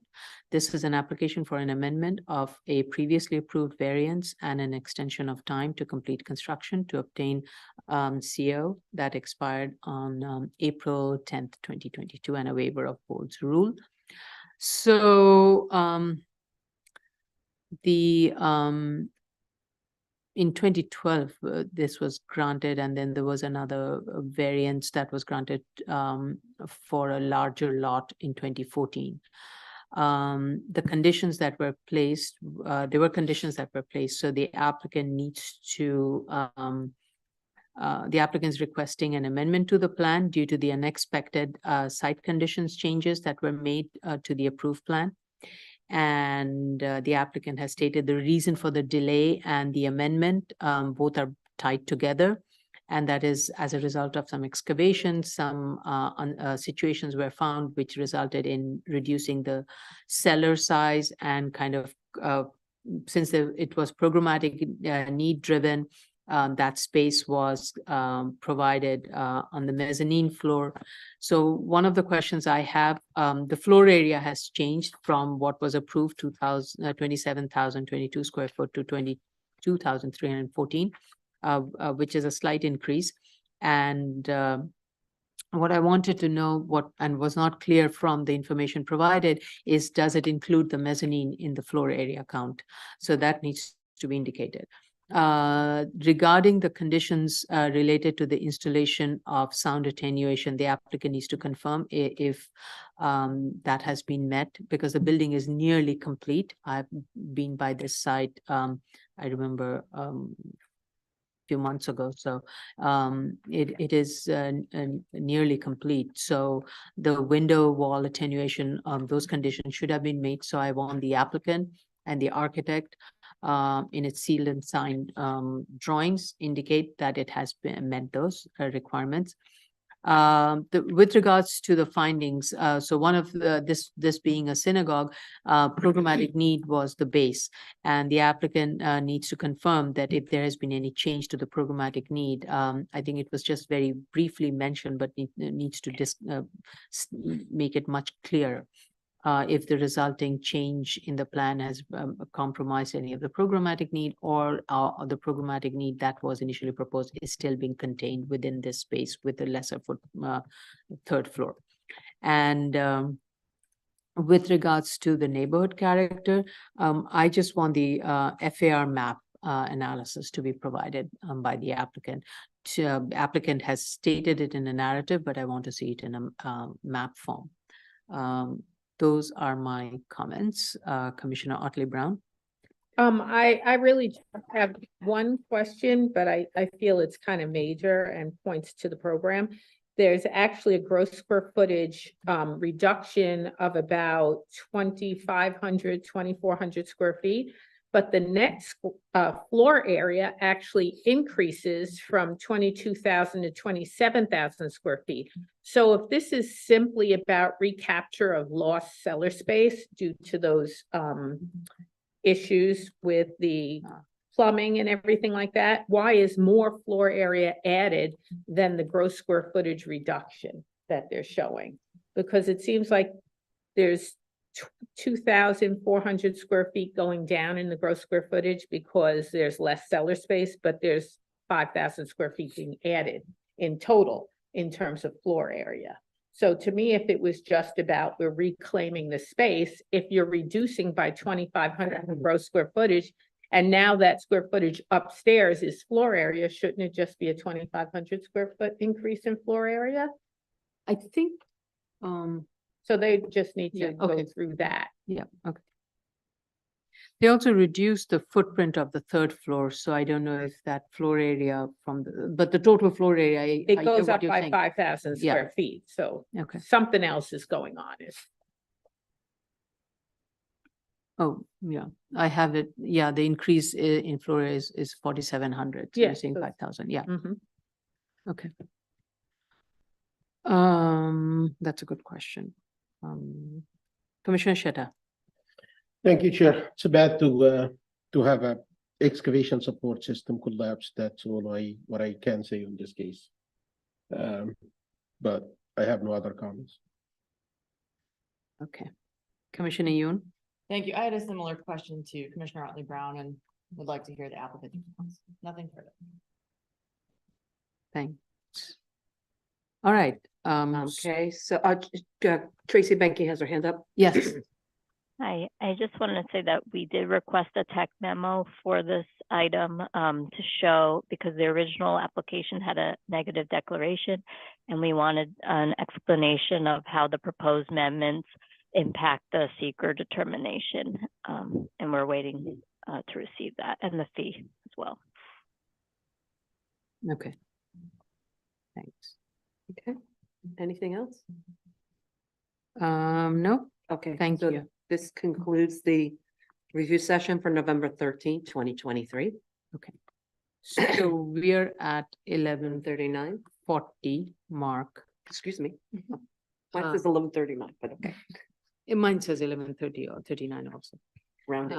Rounded up. I passed it. So here's a question. Should we take a 10-minute break and come back, or do we just do lunch and then come back? I'm in favor of 10 minutes. Yeah. 10 minutes? Getting started. Okay, 40, so 50, 11:50, we will resume.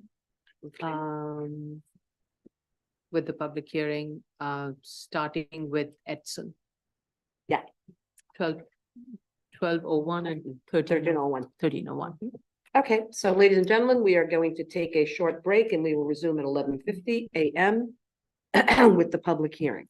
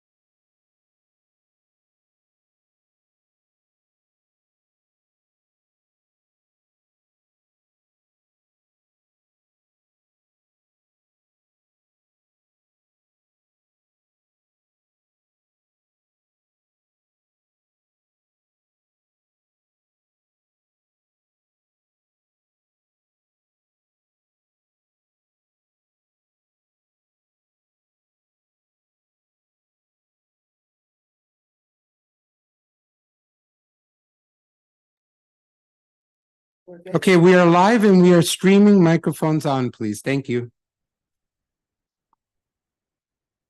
And I think in this case, it will be Dan Edgar. Yeah. Good morning. We're still in the morning. This is the Board of Standards and Appeals public hearing for November 14th, 2023. The first item up is sorry. First item up is continued hearing on the special order calendar 12-01BZ 2829 Edson Avenue, the Bronx. I just let in Mr. Edgar's. Is there anyone else from your team? Yes, there should be Priscilla Torres, Brendan Kelly, Todd McGahey, and Dennis Flynn. Oh, I thought Ms. Torres Dennis was from the. Flynn. Sorry, Priscilla. I don't see Priscilla. Oh, you did. Oh, you did already. Okay. And Brendan Kelly also? Yes. Brendan,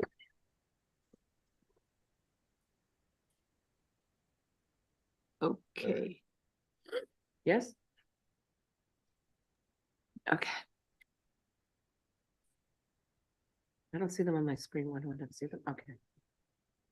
How come I don't see them on my screen? I see them. I see Brendan. Ah, thank you. Forgot the gallery thing. Okay, everyone who's on part of the team, raise your right hands. Do you affirm to tell the truth, the whole truth, and nothing but the truth in your testimony before this board, and to respond honestly to board member questions? I do. I do. Ms. Torres, I didn't hear you.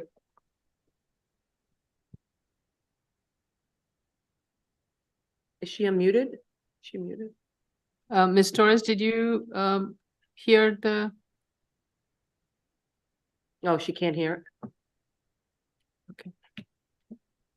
Is she gonna give testimony, Mr. Eggers? I think I can give the update that she was going to give, and then if more details are needed, maybe by then the technical issues will have been worked out. Okay, Yeah, it seems I can't hear her. we cannot hear her. We cannot hear. Yeah, I can't she's hear saying you. something. We cannot hear you. Yeah, we cannot hear Miss Priscilla. Okay, do you want to start, Mr. Eggers? Yeah. State your name, record, and proceed on this one. Good. All right. Hi, good to see you all. Dan Eggers, Land Use Attorney at Greenberg Traurig, representing the applicant. We observed the comments made at review session this morning, and to respond to those, first off, for the matters I can speak to initially, Commissioner Sheda asked if we've been in touch with the community board, and yes, we were back in September and over the summer. Mr. Torres at the community board had a sign off on the documentation needed as part of the revocable consent process, and he signed off on it. And I don't want to speak to him, but he expressed his excitement that it appears the sidewalk is finally going to get built after all this time. The excitement that we share. Commissioner Sheda had made a comment regarding the retaining wall, and the project engineer, Brendan Kelly, will take a very hard look at that comment.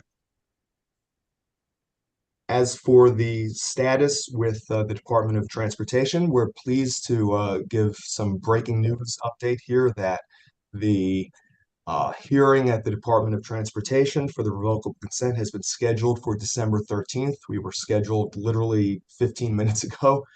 And I am told by Ms. Torres, and I will speak for her here, that it should take another 6 weeks to maybe 2 months for the revocable consent paperwork to be completed after the hearing.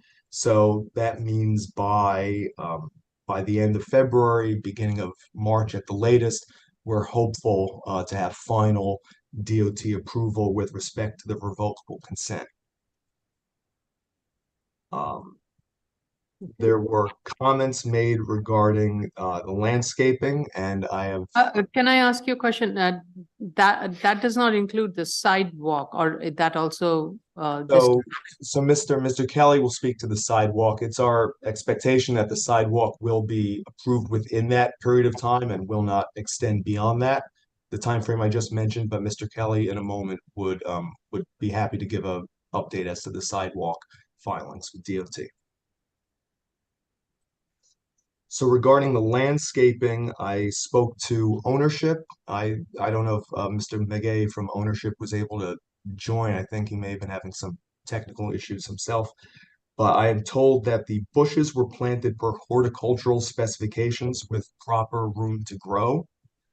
And regarding the operation plan for the maintenance of the landscaping, I'm advised that there's a landscaping contract in place.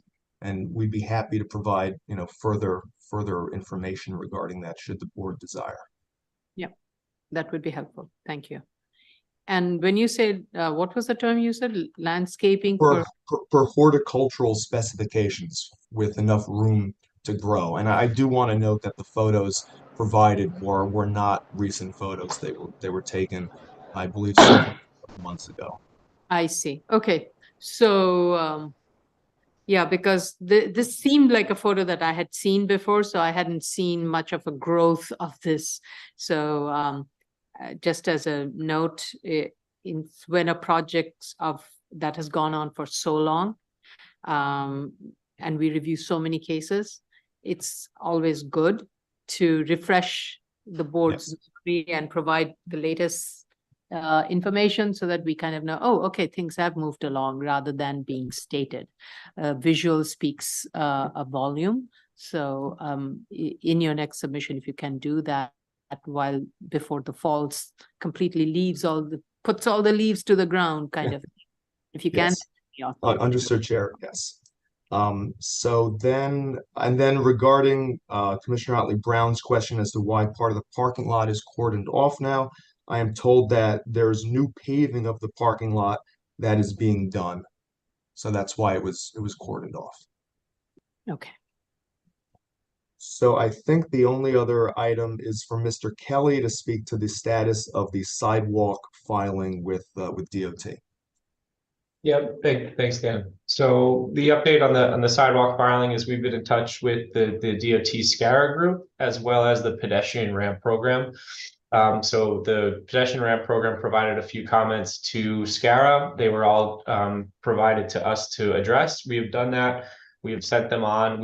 I've been told verbally over the phone that all comments have been addressed and there are no additional. We then paid the application fee and are just waiting to receive the final drawings. I just followed up again today to get a timeline on that.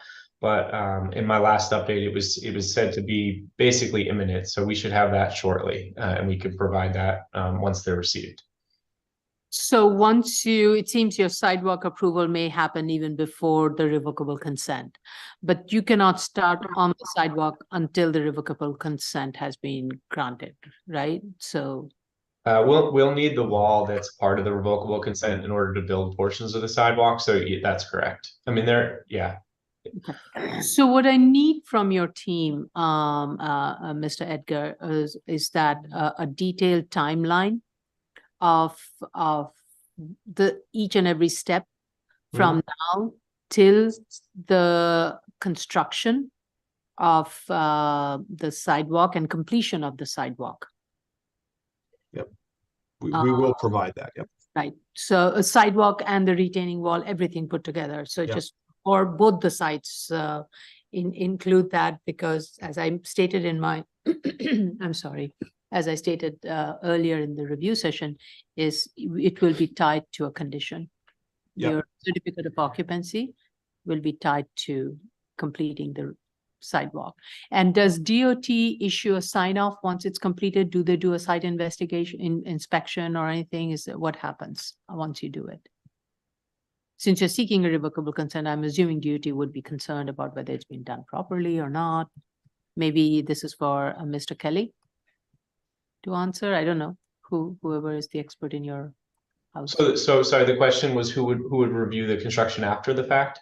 Yeah. Yeah. So I think it's going to be two different entities. I think the wall is going to be reviewed by DOB because there'll be special inspections associated with the construction of the wall, and then the sidewalk will be, I believe, DOT, but I can get confirmation on that. I think it would be good if you can provide those clarification of the next steps, which agencies are involved, because we feel, I think there's a greater sense of confidence that you can give to the community board and to the board if you can let us know at every step which agency is involved, and what their role is going to be and who needs a sign off. Even that is part of your entire timeline of deliverables and responsibilities, so that we clearly know every step of the way who is engaged. And this is good for the community board also, so they know the progress that is happening and who do they need to reach out to should they see anything. This provides a lot clear timeline, and there's a transparency to this whole process. Yes, Chair, we will do that. Thank you.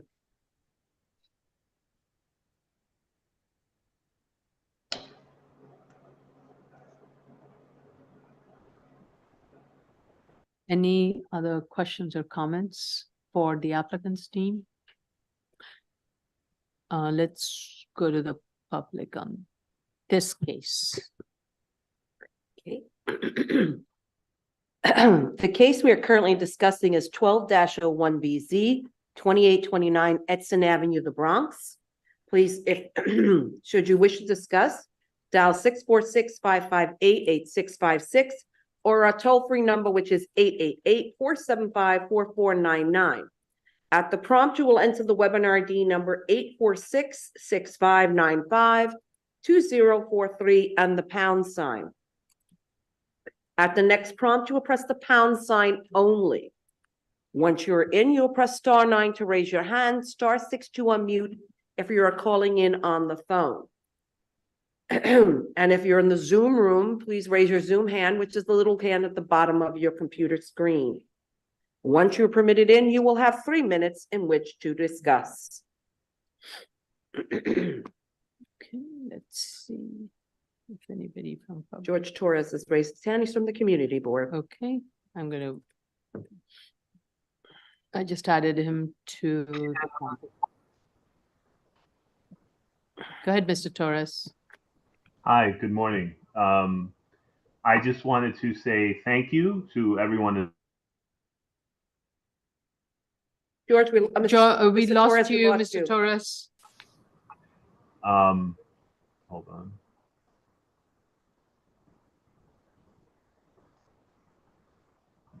Anyway, I wanted to say thank you to everybody involved. This has been a very long process, and it's finally coming to fruition. I know that they got caught up with DOT and the revocable consent. As Mr. Eggers just pointed out, we did sign off on it. We are very pleased that this is finally moving forward. One of my personal pet peeves as a district manager in Community Board 12 is the fact that we have so many unfinished streets. We are now righting a wrong. The constituents who live in the valley, that's the area that this place is known as, will have a sidewalk to walk down to the bus stop on Bartow Avenue. So we are very grateful to the community, to the Board of Standards and the BSA, and also to the staff for keeping us in the loop and keeping us abreast of all the progress, and to Dan and his team and everybody that's involved with this. Like I said, it's been a really long process, so I'm very excited that we're sort of at the finish line. And a particular thank you to the BSA commissioners, only because when we had the first hearing on this, you guys agreed to hold the applicant accountable. You didn't have to do that. You could have approved this with the promise that they were going to do this, but you did not. So I'm very grateful for that. You held them accountable. They're finally moving forward with this. And, you know, we have no objection to them getting the variance to continue to operate as a storage facility. Thank you. Thank you for your support for this project and getting the revocable consent process going. There's a little bit of a confusion as to who does what. So thank you. And we do appreciate the feedback that we did get from the community board with this. It was helpful. Any other speakers? No, no one else has called in or raised their hand. Yeah, nobody else. Okay. So what I would like to do is I would close on this, but I will not vote on this until I have all the necessary documents. You said December 13th, right? The DOT is going to approve the revocable consent? That's when the hearing is. There's then paperwork and documentation that needs to be done subsequent to that. So my understanding is that what we can call final DOT approval won't happen for another 6 weeks, potentially 2 months after the DOT hearing in mid-December. Right. And anyway, no work or anything can start, and then you're in the winter session anyway. So I would be quite okay closing it now, keeping the record open, and then voting sometime maybe in February or March. This way you have the DOT approvals all in place, and that can be part of the conditions or approval, grant, everything put together. How does that sound? And that will give you enough time to put together a very detailed timeline of deliverables and which entity is involved for each piece of it. I think that makes sense. Okay. Is it possible to start filing with DOB for the wall and the sidewalk before you get the final approval from the DOT for the revocable consent? We should be able to. I actually have a DOB filing in there. We just need to now amend it for the latest revisions. So yeah. So yeah, so that's a good, if you can start the process, I would say do that now so that everything merges. When spring comes, you're ready to hit the ground. That should be a much shorter timeline than revocable consent. We can have that done in time for sure. And if we vote on it with the DOB filing in place, that's much better than just waiting for that. Yeah, that's true. Yeah. So having the, as what Commissioner Sheda, can you repeat it? Yeah, I'm think saying everybody- if we vote on the two cases, this one and the upcoming one, with DOB filing in place, already filed, that's much better than voting on it and wait for the DOB filing to occur in the future. It's gonna be much more helpful to the case. Okay. Sounds like it. Hmm? It has been filed, correct? That's what you just said? So we actually filed an original design that did get DOB approval. We've changed the design to address some of the revocable consent comments, and we've just been holding off until we have a revocable consent basically approval so that I can file one amendment to pick up the current conditions. So once I have it in, or once I have acceptance of the design, we can refile, and I don't expect that process to take very long at all. Yeah, I think what is being filed before the old drawings without The old ones, yeah. in place, yes. Okay, gotcha. Okay, great. Great, this is good. I like it.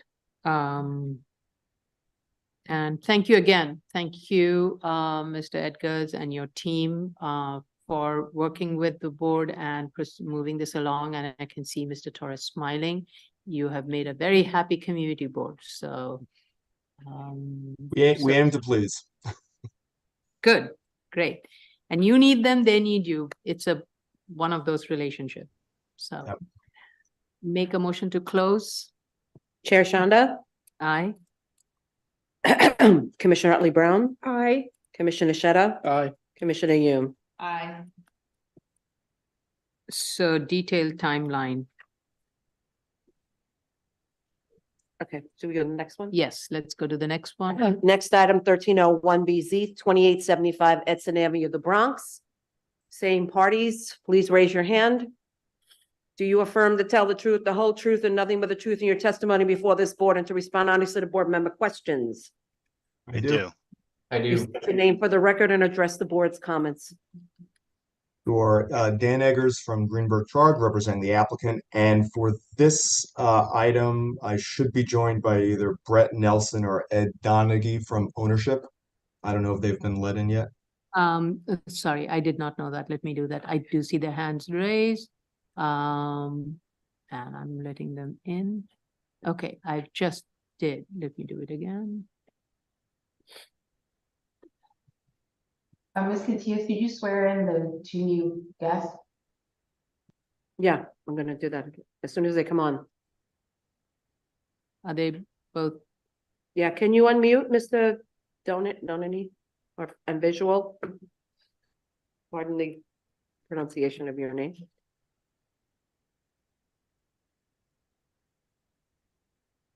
And who's the other person? Ed Donahue. Okay. I don't see him and he's not on I mute. see him. I don't see his video is not on. That's what I'm saying. Okay.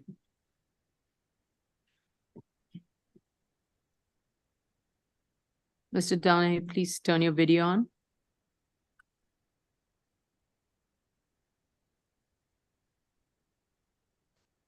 Thank you. I Okay. hope you're not driving, sir. Please raise your right hand. You are Mr. Nelson. Thank you. Mr. Nelson, thank you. Do you affirm to tell the truth, the whole truth, and nothing but the truth in your testimony before this board and to respond honestly to board member questions? Yes. Mr. Donahue, your audio should be on. I don't hear you, but I saw you mouth yes. Okay. Okay. So you want to go ahead, Mr. Eggers? Sure. Now it's afternoon, so good afternoon, Chair. So to address the comments at review session for this item, the only comment is, as with the other project, to provide a timeline of the sidewalk construction process. And for this item, it's trailing with DOT, the Acadia project slightly. I think Ms. Torres can hear now, and hopefully if she can unmute, she can give a brief update about where the revocable consent filing for extra space stands at the moment with DOT. I see. Hi, Okay. good afternoon, everyone. I'm sorry about the audio issue I had earlier, but just an update. I'm working with the revocable consent unit to address some minor comments. We resubmitted to DOT for review November 7th with the days that we had closures last week. They haven't been able to review. I have checked in with them today just to see if there's a status. We hope to finalize the design and comments with DOT, hopefully, maybe within the next 2 weeks. Acadia is done. And I think this one is just, once we finalize the design and then there are no more comments, we're going to go into outer agency review. And that's a 30-day process. And following the review, if there are no comments, it should go smooth, hopefully. We can then get scheduled into the public hearing, just like we had for Acadia. So this one is a little behind, but the comments are minor. So I'm hoping to have them finalized very soon. Okay. So this is lagging behind by at least by 3 months, 3 to 4 months. If I had to guess, I'm going to say maybe 2 months. Because the thing is, if let's say my design is finalized by the end of this month, I can have outer agency review start as early as December 1st, and their review is about 30 days. So best case scenario, we have no comments by January 15th, and then maybe, we can get calendared in by February. So they'd be about a good 2 months behind. Okay. Worst case March, but yeah, we're moving right along. And the sidewalk? Sidewalk is the same update. They're being reviewed in tandem. The fee's been paid, so I'm expecting to get both at the same time. Sorry, so the sidewalk is being in tandem. So the both entire length that is being reviewed right now. There is no lag. Correct. That one will be reviewed in tandem. Okay, that's why I got confused. Okay. Okay. Yeah, I do think we're going to get 2 separate approvals, but they were reviewed at the same time. And going back to Commissioner Sheta's comment with regards to submission to DOB, is there any retaining wall with this portion? There's a small portion of retaining wall, so that will be the same in the same boat. Okay, and is that before DOB already? I may have to double check on that. I think that submission was happened before this scope was added, so I can make sure that that gets submitted shortly. I actually do not believe we have that one in yet. I believe what was submitted is the old design in this one as well, the old design without the radio. And that would have included the 1301 parcel also? Is Yeah, that what you're saying? Yeah, if I recall, yes. Well, anyway, if you can I'll confirm, double check because, yeah, I'll make sure that that was actually submitted, or if it was submitted, was it approved? I'll make sure to move that along. I think it would be in your best interest to do the whole sidewalk together rather than piecemeal. So you want all of these approvals in place. You want to basically make sure all the approvals that we are going to grant happen together.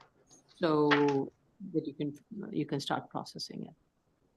And I think that is something, Mr. Edgars, when you do submit the next submission, factor that in and let us know what would be, because I do not want two different certificate of occupancy timeline, want the same one.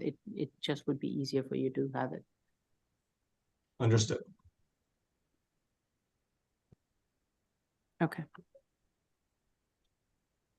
All right, any questions and my question regarding signage, Commissioner Otley Brown clarified it, so I'm good with that. Thank you. Should we go to the public? And I think that it would be Mr. Torres, who is already here. But I still have to call it. You still have to call in. Yes. Okay, the case we're currently discussing is 1301 BZ 2875 Edson Avenue, the Bronx.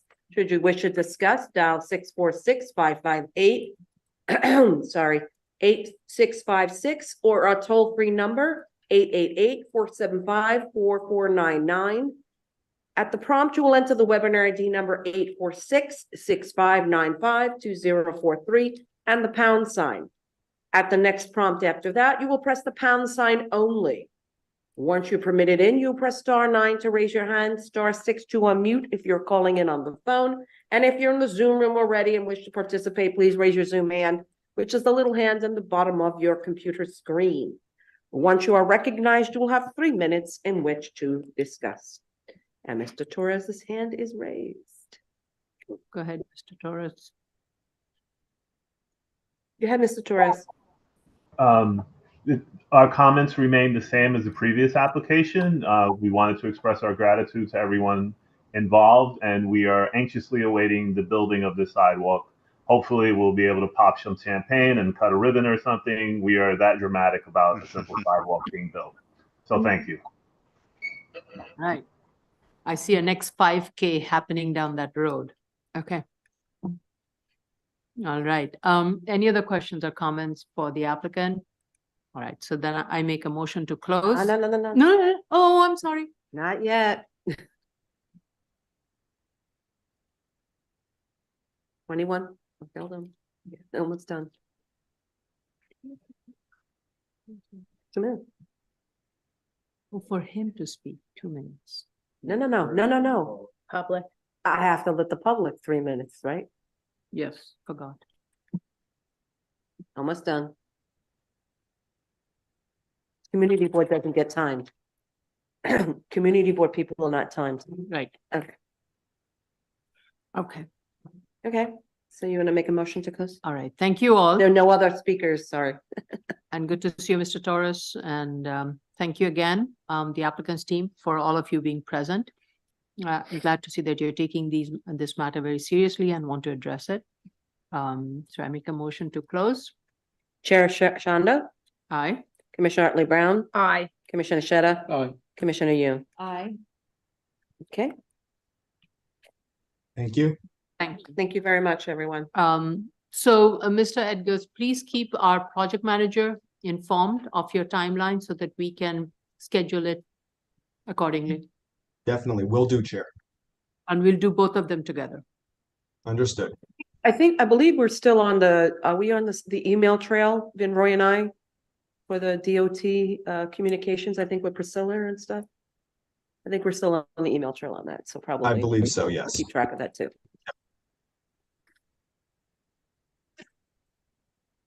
Yes, and Yeah. Madam Chair, for Mr. Eggers, yeah, we will be reaching out to you this week as we're putting forth the schedule, so we can talk about it. And again, obviously, you may not have exactly all the targets, but we'll do a good estimate. So just to give your team enough time or DOT, whatever it may be, we'll try to work around that.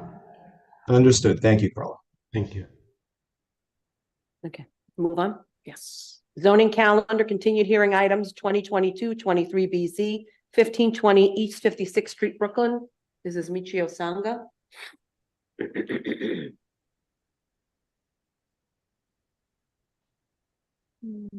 Yes, I do see him.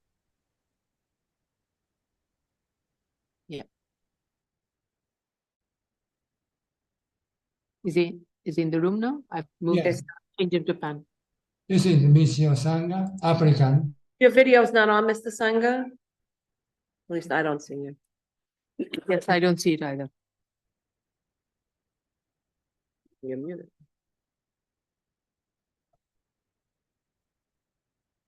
You're going crazy under one of these screens.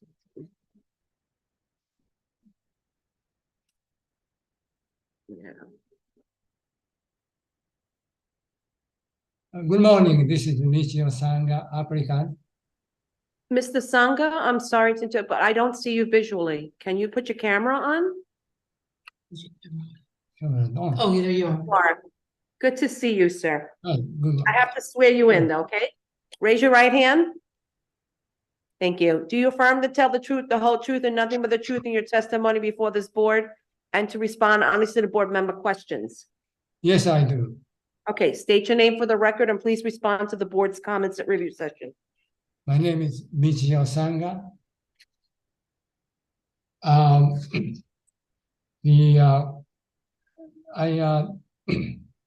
listened in the review session, and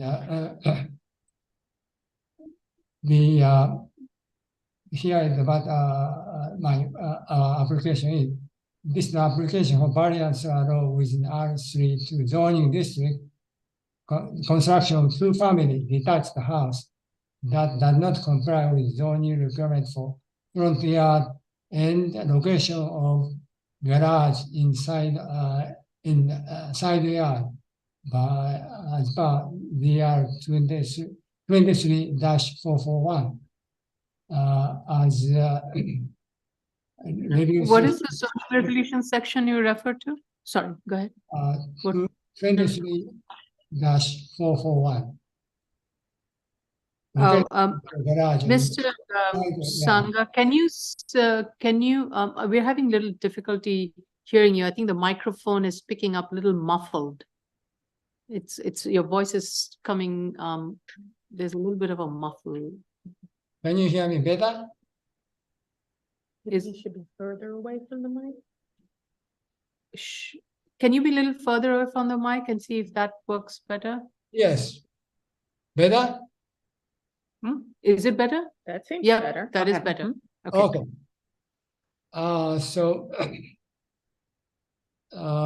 Well, select site is only unique corner lot with an irregular shape, narrow lot size. Out of total 169 lots with 400 feet of the subject site owned independently of and thus cannot be developed in connection with adjacent lots.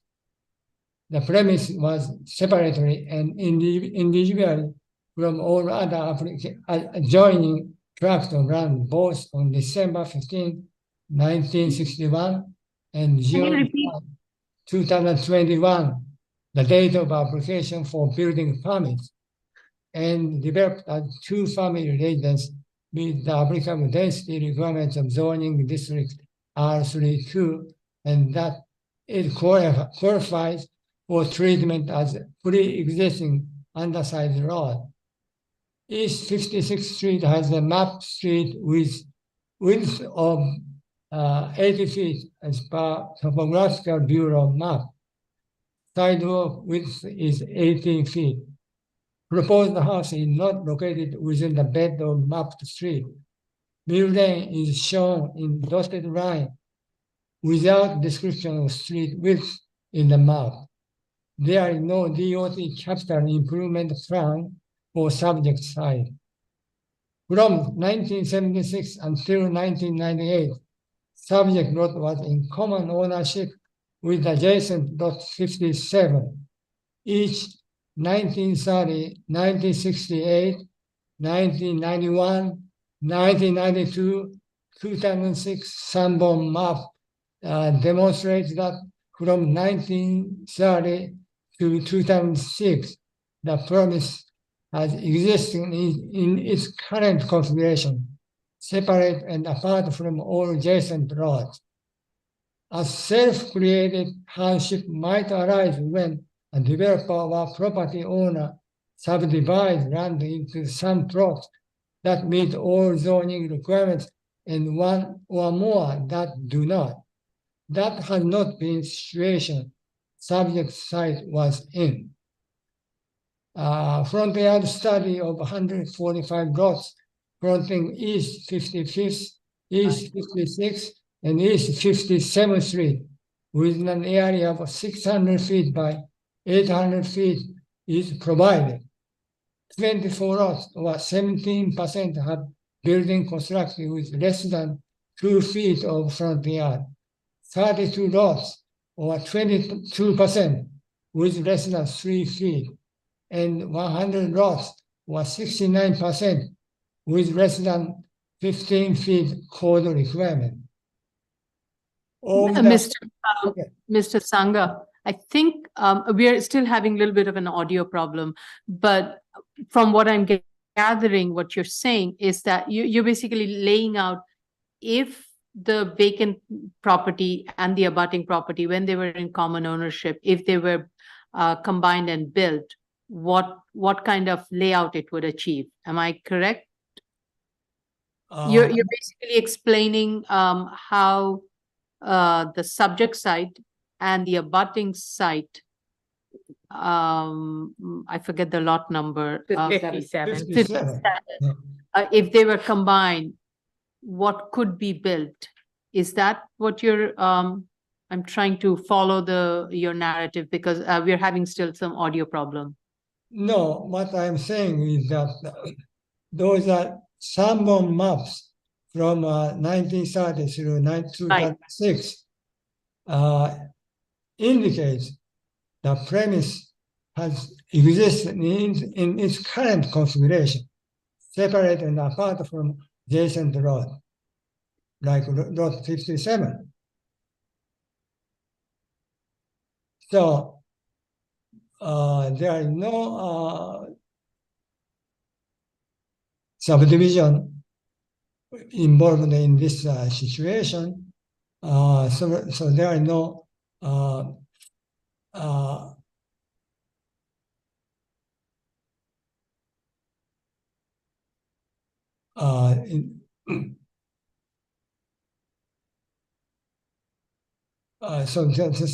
there are no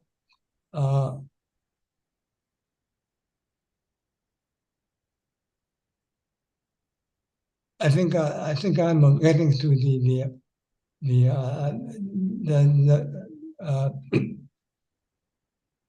one of the findings issue of the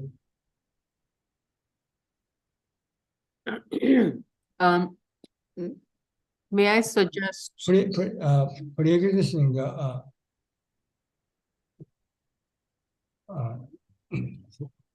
Mr.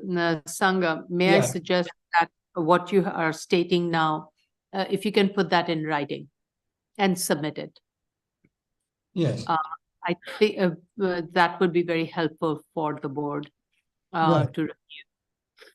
The other thing, even though the Sanborn map shows that these were never built upon and they remain as two separate lots, we still need to go through this exercise of would the site have benefited,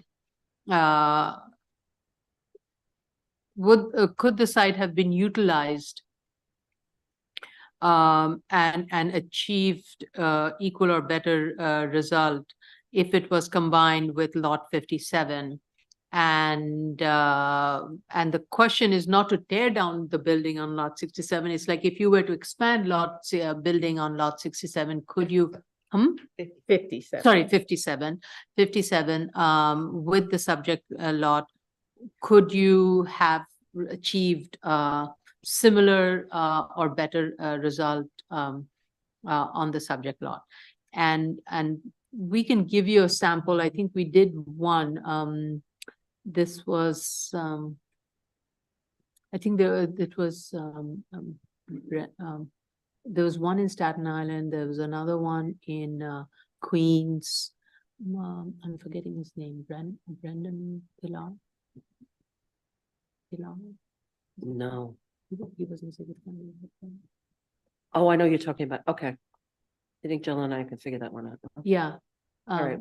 So Give that sample, we'll give him. yeah, we'll give you a sample of how to build up that argument. Because you need to go through that exercise first to show, even though it, you know, it is not under same ownership, it's now, the fact that it was at one time, could it have resulted in a return that by now removing it, you're creating a hardship by separating. Yes, Chair, I think last time in April 1st public hearing, you asked the same thing and you said you will give me a sample, but I requested the sample with an email after the hearing, but I didn't get it from you. Okay, so our apologies. We will make sure a sample is provided to you that you can use to make that argument. Right. And the lot 57, while it was a common ownership, they built the garage. And that's the only thing I know it. Okay.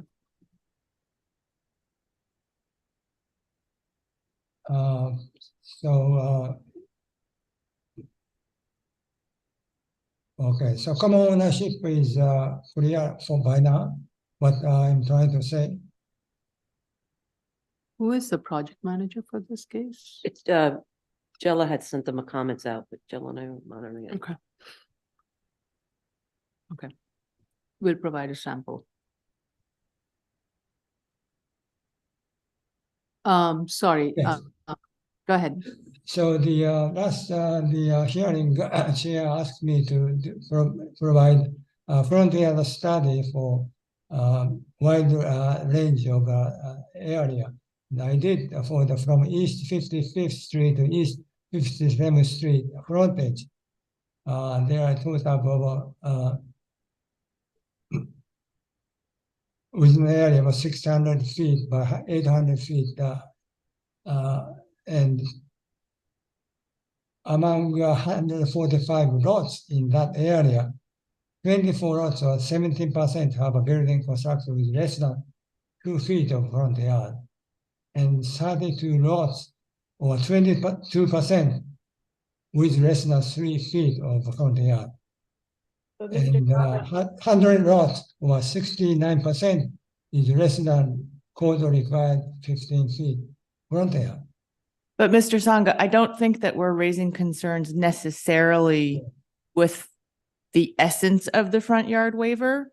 I think we're concerned about the garage, which I think you were trying to address earlier with the zoning section, but that the garage is currently sitting inside of your front yard, which we don't believe is permitted. Right.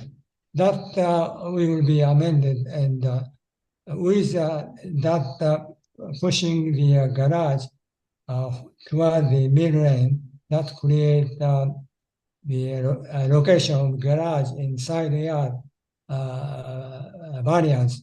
So on top of front yard, if I do that to comply with regulation, second waiver for garage inside the yard will be added on.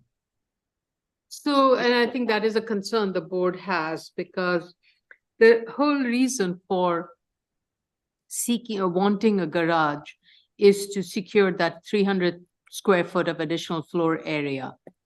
And And on this site, which is a difficult site to build on, to build a garage, then seek a 300 square foot floor area for the building, and then seek a waiver for the garage to for being an obstruction in the front yard. It's just one additional waiver that is being requested for that increased floor area. Which yes, in reality, it is permitted as of right. You're not seeking a floor area waiver, but it is driving the waiver. The other part is that the planting requirement. I do not believe you meet the planting requirement. And you need to go through that exercise in your diagrammatically show whatever the layout, and you heard the discussion between Commissioner Otley Brown and me and Commissioner Yoon as to, you know, how the building should be placed. And we realize it's a difficult site, and you know, so we are open to the idea of you being able to access your parking spaces from 56th, if not from Mill Lane, if that gives you the ability to shift the building little further away from 56th Street, and therefore you can meet the planting requirement. But you need to go through that exercise, and your diagram, you need to show in your plans, you need to show how you meet the planting requirement, because I don't think you're meeting the planting requirement, and that would require an additional objection, DOB objection. And to just reiterate to the board, planting requirements are calculated only by iterations of 1 square foot by 1 square foot. Right. You can only aggregate pieces that are at least 1 square foot by 1 square foot. And I think we have samples of that. We can send you a sample of how the planting requirement calculation is done. So I think at this point, the outstanding matter is still, you need to go through that exercise of the common ownership. And we will send you a sample, and my apologies for not being clear about that. The second part is what you're asking on this side, and the ask, while the FAR is not before the board, but it is driving a lot of these additional waivers. So especially the garage location is adding to the waiver. So you need to think about that. Or put the garage in the cellar. Put the garage in the cellar, enter from Mill Lane and provide a garage in the cellar. There are projects that do that. You have the width to do it. You can accommodate that. That way you take care of a lot of the issues.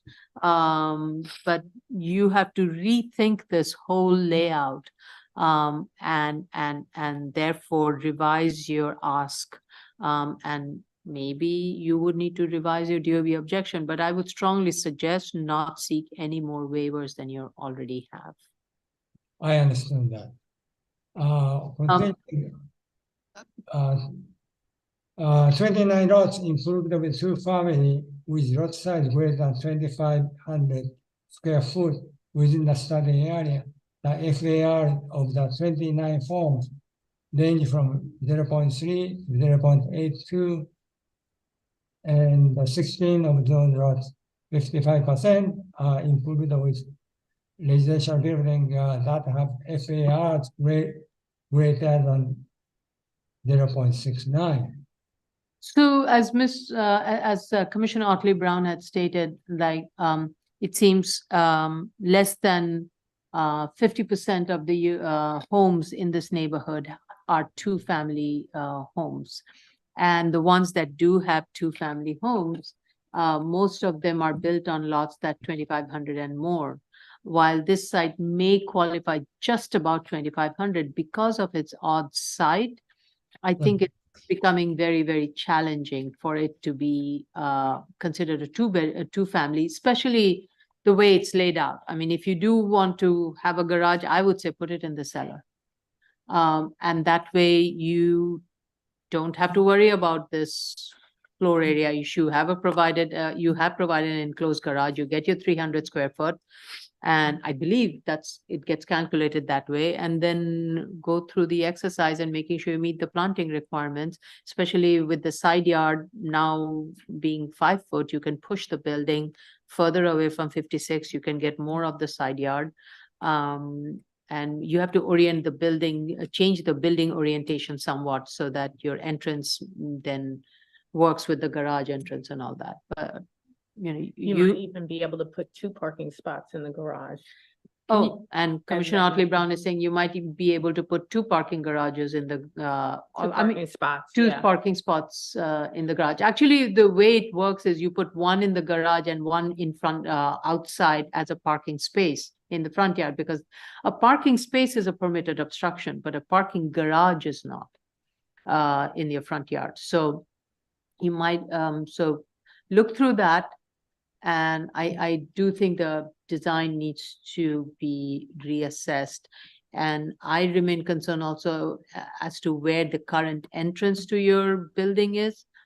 Because A, it's too far away from the garage. B, the way the entrance is, people are going to walk all over the planted area. It will not remain planted.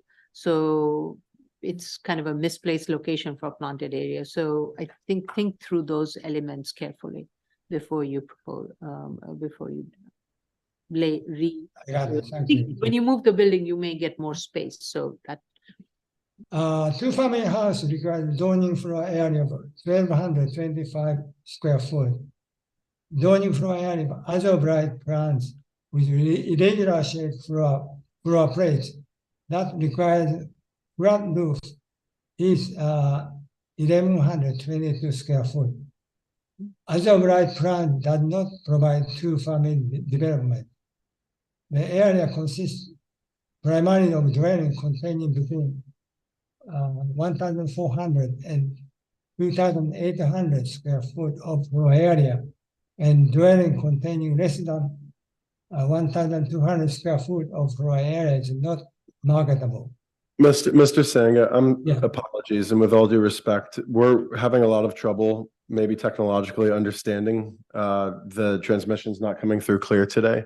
I think it would be best for the record and for the board and for the transcript if you could provide your responses in writing. I'll do it. all right. With 2-family development, 2 accessory parking space accessed via. Mr. Sangha, Yes. for the balance of your testimony today and everything that you have stated, if you would please give the board a response in writing, it would be very helpful for the transcript. Yes, I will do that. Yeah. Thank you. Thank you. Okay. Do you want to go to the public? Let's go to the public. Okay, the case, sorry, the case that we're currently discussing is 2022-23 BC 1520 East 56th Street, Brooklyn. Should you wish to discuss, dial 646-558-8656 or 888-475-4499, which is a toll-free number. At the prompt, you will enter the webinar ID number 846-6595-2043 and press the pound sign. At the prompt after that, you'll press the pound sign only.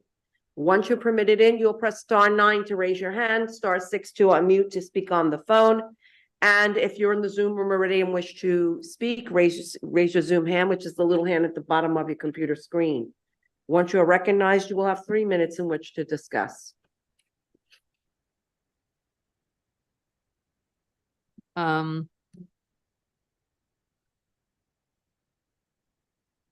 Mr. Sangha, how long do you think it will take you to provide a response? I think it's going to take you at least a few months. I'll try January 22nd, 23rd. January? 22nd, 23rd meeting. Okay. All right. We will get back to you. It would be either towards the end of January or early February. Okay. And we have a sample ready to send once the chair is fine with the Yeah, sample. so Okay. 2 samples need to be sent. One is regarding the common ownership. The other one is the hardship. And the other one is the planting requirement.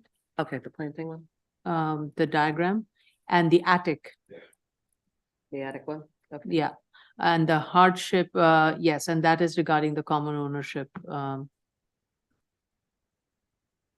Jellicle, which is one. That's Okay, ready. I'll look at it.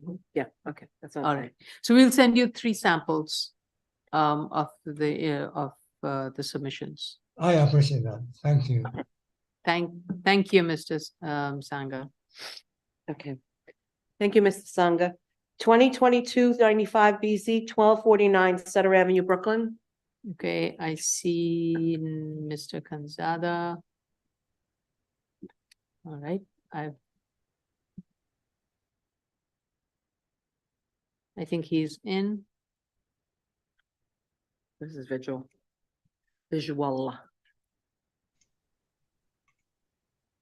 Is this Oh, Mr. only? Gupta. Is Sherry Hextall part of your applicant team? No. Oh, she's a Okay. neighbor. Ms. Hextall, when we conclude with the applicant's portion, we'll call the public and it'll be your time to speak. Thank you. Okay, raise your hand, Mr. Gupta. Do you affirm to tell the truth, the whole truth, and nothing but the truth in your testimony before this board and to respond honestly to board member questions? Yes.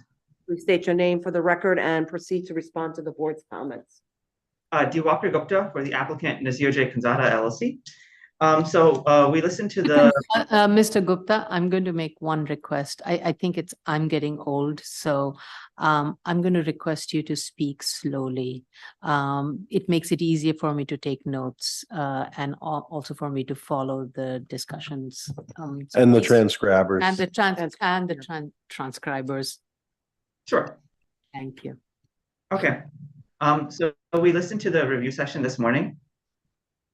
One thing we wanted to point out is that, or want to clarify, is that the gas station has one owner and then it's operated by multiple people. So there's one person operating the convenience store, one person operating the auto repair shop, one person operating the car wash, and then the owner manages the fuel pumps himself. And so there was some miscommunication between us and the operators in terms of the improvements that are being made to the site. So we asked them to install the residential quality fence, but they installed the chain link fence instead. So after that happened, so we'll do a better job of communicating with them the requirements of the BSA, and we'll replace the fence with a residential quality fence.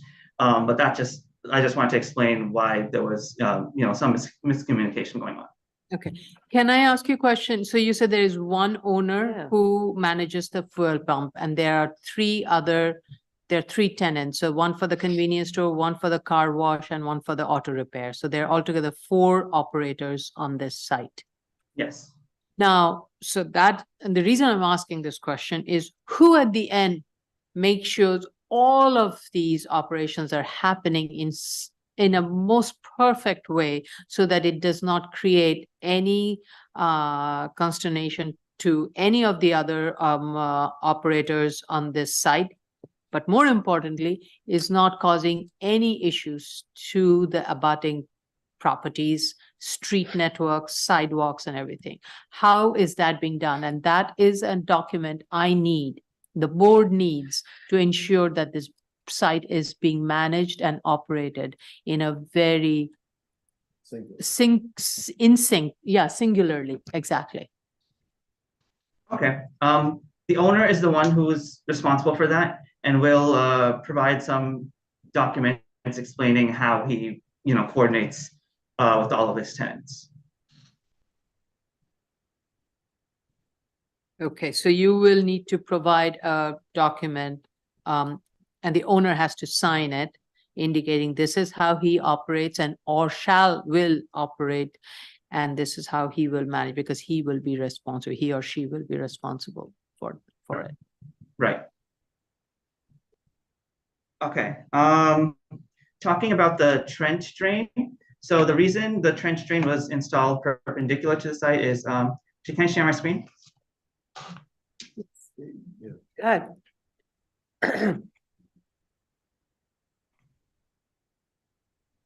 Hello?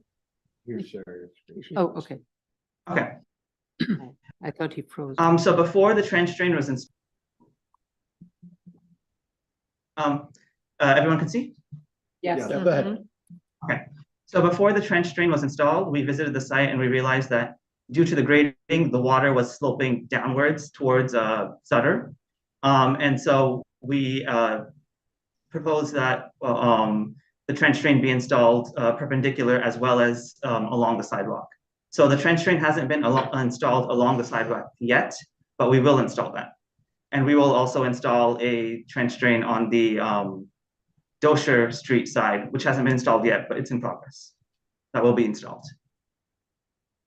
So I think this is where I found it a little bit troubling that that the chain link fence has been installed and the trench drain has not been. It should have been done in a very synchronized way so that the trench drain should have been the one.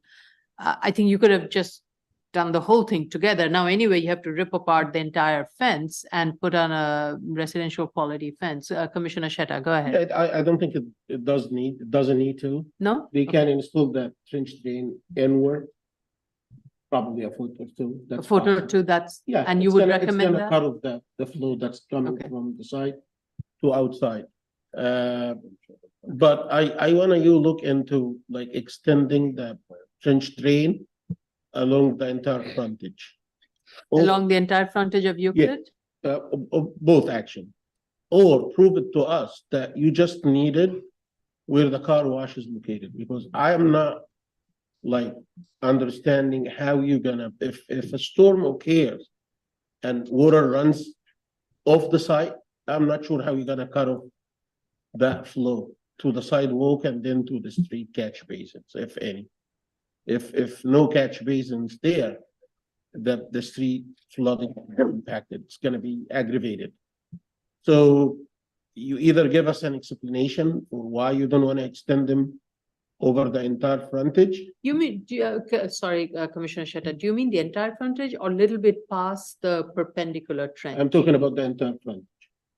But the entire frontage wouldn't have, the car wash But is really located on one the section. storm, the trench drain is not just for the car wash. It's to make sure that no water Yeah, that's not. is flowing out of the site to the site. I'm not talking about regular rain. I'm talking about when it rains heavily and water starts to come out to the sidewalk and then to the street. If there is no catch basin immediately outside, this water is gonna be accumulating right next to the sidewalk. So I believe Commissioner Shedd is asking to make sure that the applicant maintain the water from the operations on the site, within the site, as well as Rain- any water, Any water. irrespective Given of the him operation. option to look into two phases, whether he installed the trench drain over the entire frontage or provide explanations as to why he doesn't want to do that. What is the technical reason? Right, unless there are other catch basins Yeah, within the that's- site. Probably the street can handle that. There is a catch basin immediately outside that can handle that. I could understand wanting to reduce the amount of site-generated water flowing into the public way, but I'm not so sure that we should be extending that to stormwater because that's unfairly targeting them versus every other residential commercial operation in New York City. If you're not asking everybody to install proper trench drainage to prevent stormwater from falling into the public sewer, why these people? So there has been, as of February of 2022, a rule applying to newly developed or redeveloped properties. The Unified Stormwater Rule requires newly developed or redeveloped properties to more effectively manage stormwater on site. And one more thing. Whether or not it's a requirement of a new property, this is not a new property. It is a Being redeveloped. yeah, it's a modeling project. The rule will result in the reduction of combined sewer overflows citywide by approximately 360 million gallons annually by 2030. So where is this trench drain leading to? Is it just a dirt line being dug out into the sand, or is it then funneling the water into a city drain? That's the question. Drywall or is Do it? do you Where have is it dry going? wells on site? There are dry wells on site. I have to double check whether this trench drain is connected to the dry well or if it's connected to the sewer line directly. But there are dry wells on site for the canopy, definitely. But it seems like it should be connected to some receptor. Otherwise, once it gets filled, it's just gonna spill out anyway. Right, so I'll double check whether this trench drain that was already installed, I might have been connected to the sewer line. I'll double check with the, on that. And as I said, I'm not forcing you to build the trench drain all around the site. I'm saying either this option or do your analysis, prove it to us that it's not needed and install it where it's much needed and in the right configuration. Okay, yeah, we'll either extend it or, I think there's some other drains on, the site that, we'll make sure that we're showing on our plans. And so make sure that there's no water running off onto the sidewalk. Okay, and I've seen, by the way, I have seen on other projects, they were before us, they proposed to install that trench drain along the entire frontage of some of the streets.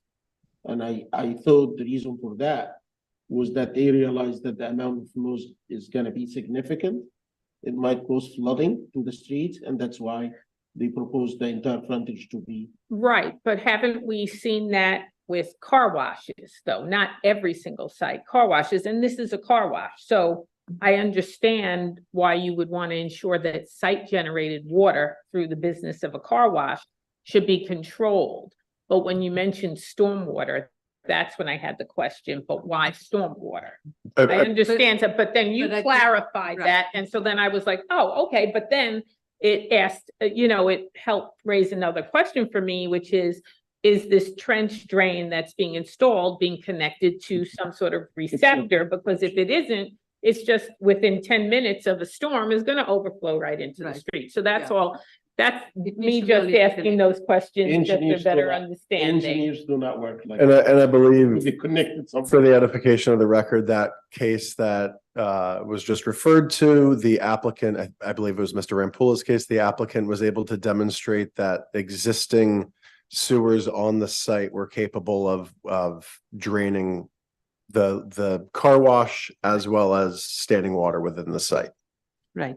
I do ask that because when we did ask it, the applicant didn't have an answer for us as to whether or not there were dry wells or receptors. So it is and also not only that, but the property owner has been installing things without the advice of the site engineer. So it is entirely possible that the trench drain was installed and not connected to anything. So those are the reasons why I was possible. just asking I for would- clarification. I would be surprised.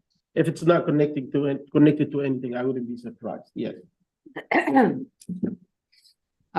Yeah, and I think that's a good point, Commissioner Otley Brown is raising, is that, on the plans on record are signed and sealed by your office.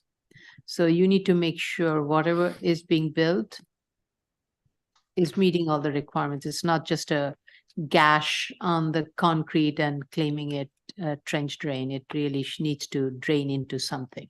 You know what, Chair, So- in the interest of owners, I would, like in the future, I would ask for plans first.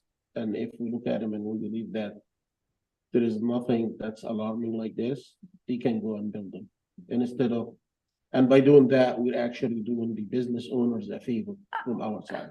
I agree. I think, I don't recall asking them to put the trench drain down, but I do recall asking them to put the residential quality fence.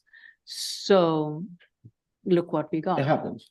Right, and same thing with the trash enclosure. If you look at the plans, the trash enclosure is supposed to be some kind of Of a a- coated powdered metal that's water resistant, and we got a chain link fence with it. Right, Yes, So- I think we've set up a standard kind of yeah. mesh enclosure. And Mr. Gupta's office does this kind of cases quite often, so he's familiar with it. So that's why I'm very surprised to see the outcome. And so please do tell your, and I would suggest your applicant, your property owner and all the operators to attend this hearing and hear what we are saying, because they're risking their business. Right. We'll communicate with the owner to make sure that he understands what we're putting on the plans and make sure he's installing it correctly. And just for the applicant's reference, there is a New York City stormwater manual with appendices, including stormwater management practice hierarchy checklist, which has a hierarchy of different ways of dealing with stormwater. So please do peruse that. Okay, yeah.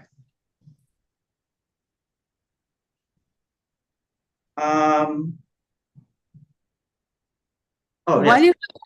while you have that photo up, I see it says wash and detailing. So does this facility provide detailing now?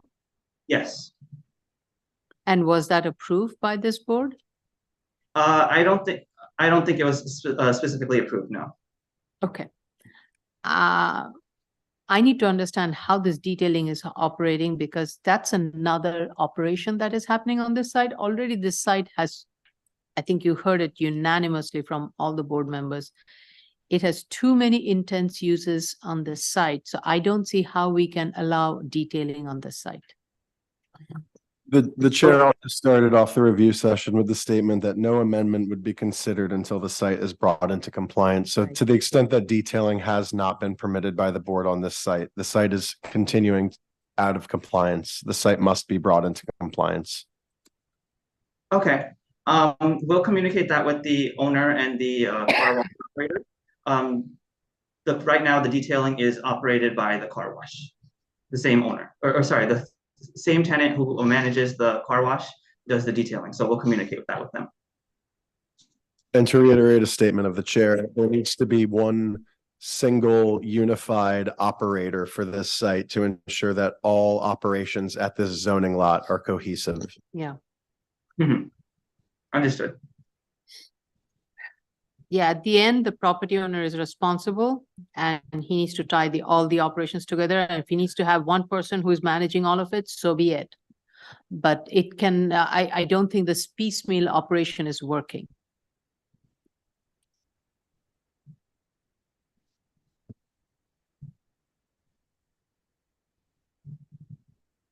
Speaking about the trash enclosures, like we said, we're going to communicate with the owner to make sure that he isn't installing what is supposed to be, what's shown on our plans. Okay, so as you heard, Council Vine said. Oh, you did? The last time the board dealt with a site like this where there were many cooks in the kitchen and different uses within the same zoning lot, the board actually revoked the variance because there was a lack of coordination amongst the operators at the site. Okay. This is a warning. Don't take this hearing lightly. Understood. Speaking.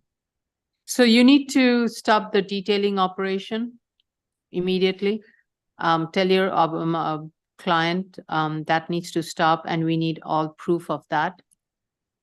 Mm-hmm.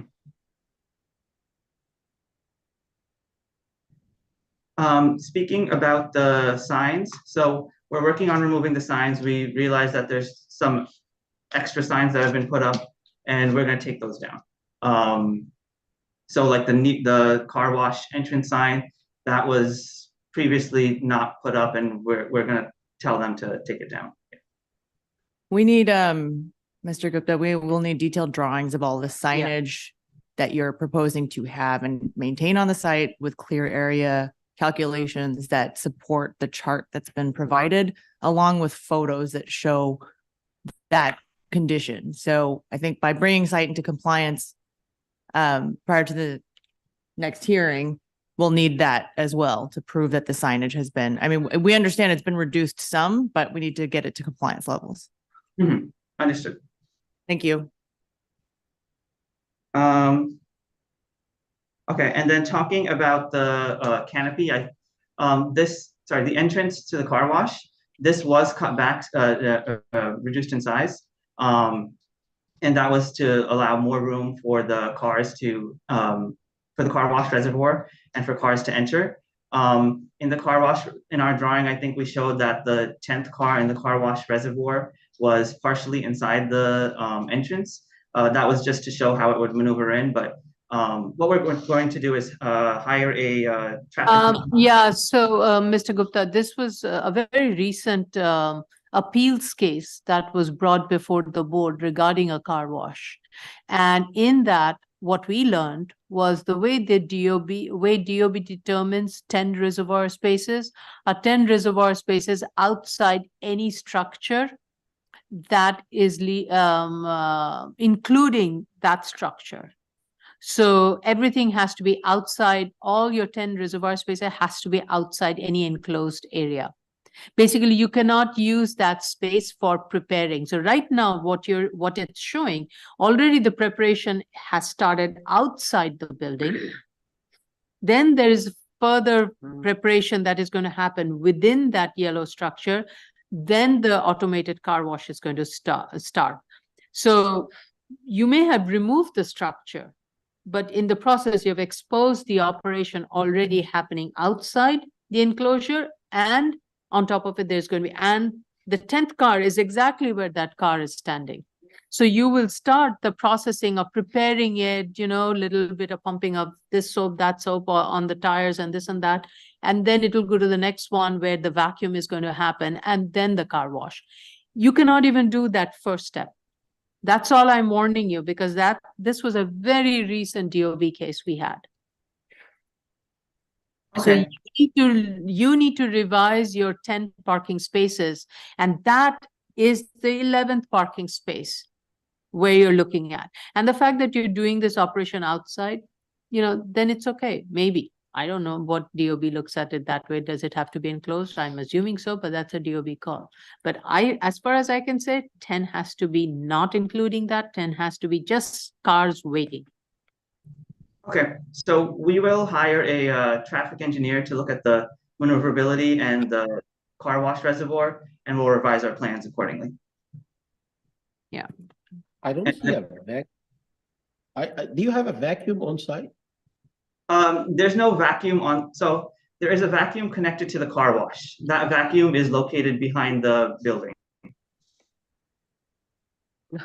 So if When you say look at the behind plan, building, yeah, if you're you talking about inside the yellow structure? No, it's outside. If you look at parking spot number 11, in front of parking spot number 11, there's a vacuum unit, but the vacuuming is happening within this enclosed structure. It is not accessible to anybody, and it's not a penny feeder vacuum machine. That's a torture. Okay. Maneuvering wise, I think. Right, so anyone who wants to use that vacuum is going through the car wash, or going through the car wash operations.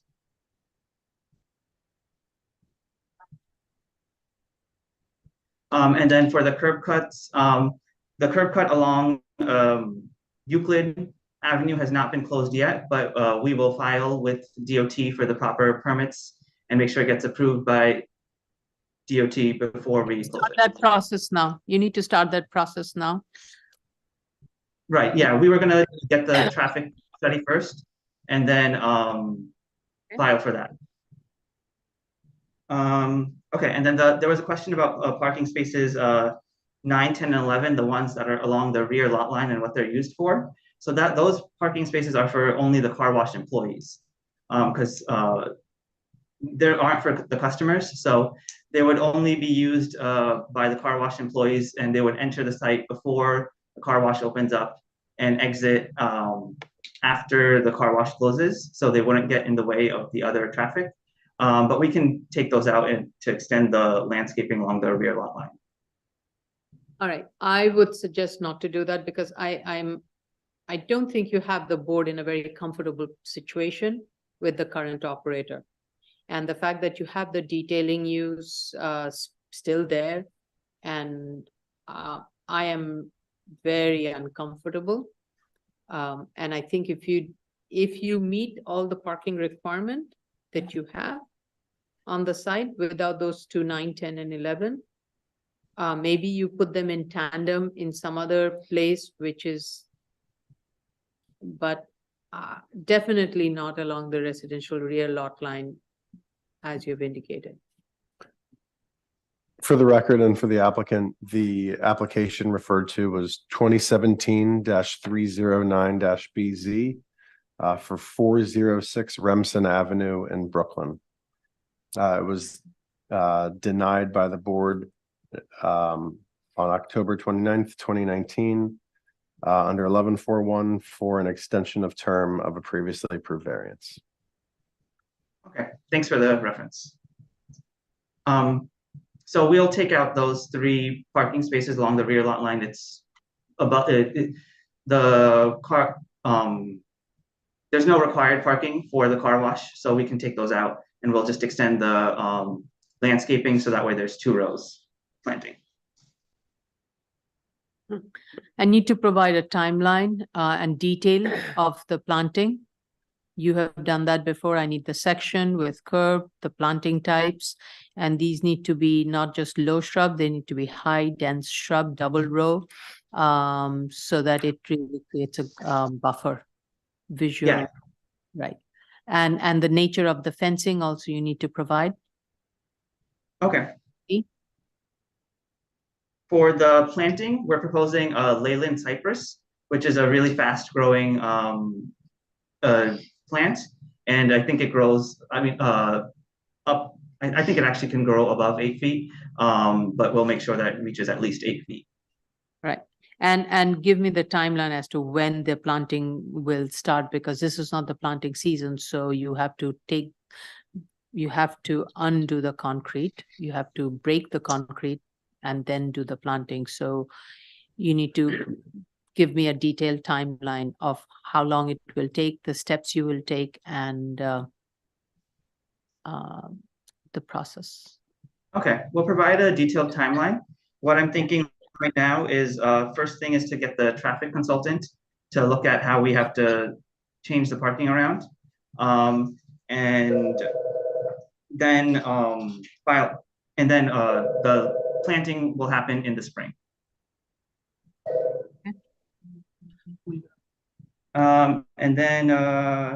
Okay, so we will increase the frequency of the trash pickup to 3 times a week. There was a typo on our facts and findings where we meant the number of employees in the convenience store. There is a separate cashier and a separate person preparing the foods. Okay. We're gonna paint over the graffiti on the kiosk. We'll make sure that there aren't cars parked on the sidewalk. Basically, the owner has to make sure the owner is going to make sure that any customers who are parking on the sidewalk, he communicates with them and tells them to use the proper provided parking spaces. Okay. Okay.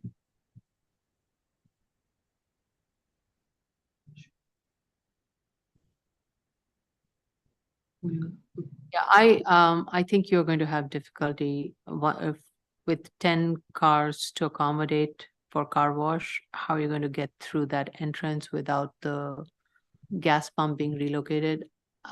You're just going to create a traffic backup at that location.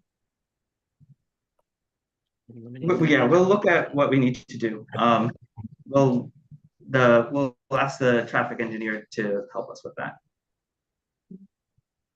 And I would say maybe this is a good time for you to look at the traffic flow, because you have the fence up, a temporary fence, chain link fence you have, and maybe see how the traffic flow is operating with 3 rows contained in that area with vehicles coming in to the gas pump and for auto repair. How's that flow happening? And so this is a good time to get a traffic consultant very quickly and start the analysis. Mm-hmm. Before December holiday comes in and snow and all of that. Yeah. You only have 2 weeks of opportunity, because after that Thanksgiving, then December. So actually not even 2 weeks, 1 week. We'll try to get someone as quickly as we can. But like you said, We'll try to get it, find someone as quickly as you can, but depending on availability, it might not happen until January, like you said, because of the. Yeah, because until all of this fall in place, there's no way we are even ready to hold a second hearing, a third hearing.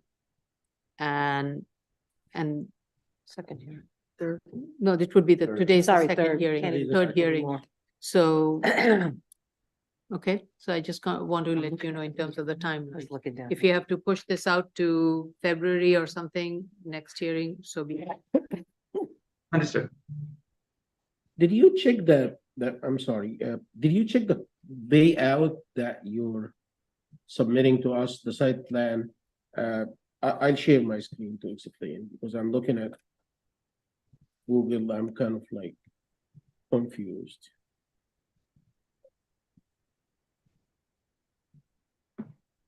Yeah, on this plan,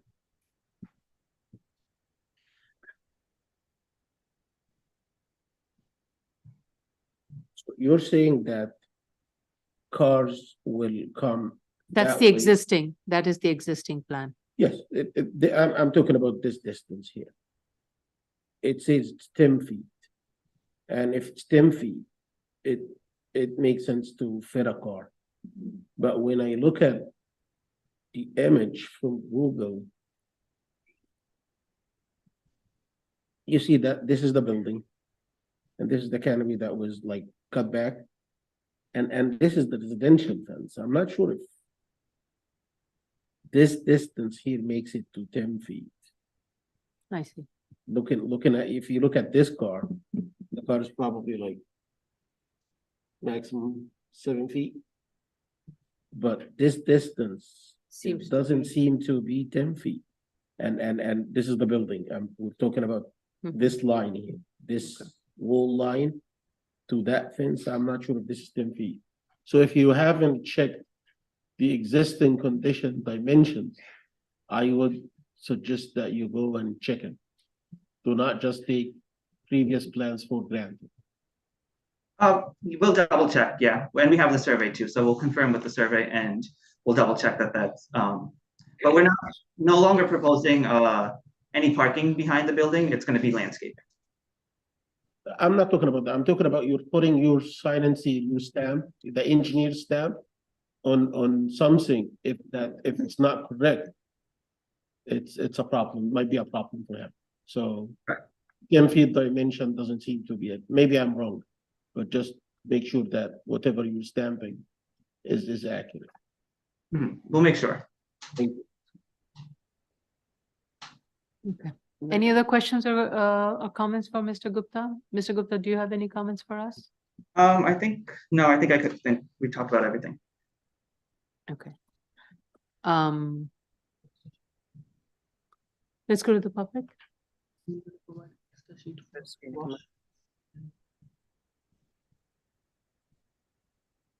So the case we are currently discussing is 2022-95 BZ, 1249 Sutter Avenue, Brooklyn.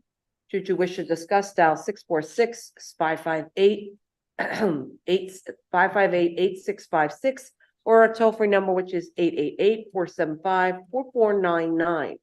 At the prompt, you will enter the webinar ID number 846-6595-2043 and the pound sign.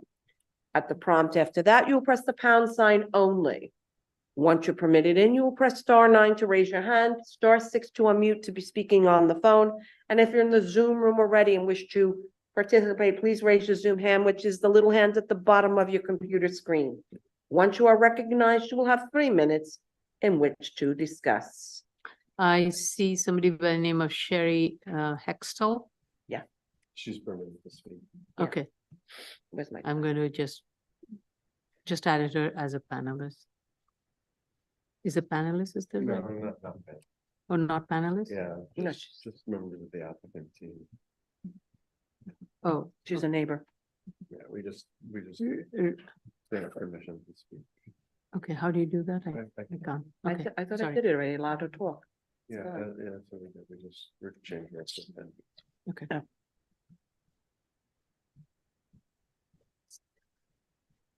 Okay. Okay, go ahead. Do Do we see, is Hextall there? Ms. Hextall, do you want to unmute, please, so that we can hear you?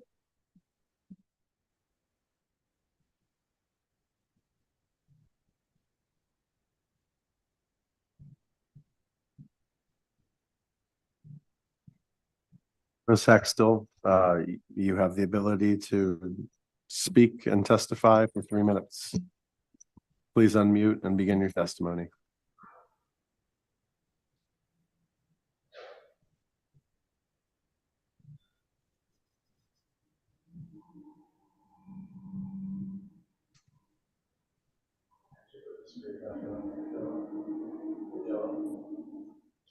I think she's trying to come in. She's connecting to audio. Okay, I see it. She's connecting to audio. I'll put it back up. Yeah, so the call-in number is 646-558-8656, Ms. Hextall. And the webinar ID number is 846-6595-2043, and press the pound sign. It's on the screen. Press pound sign again. And then you can press *6 to unmute to speak on the phone if you're going to call in.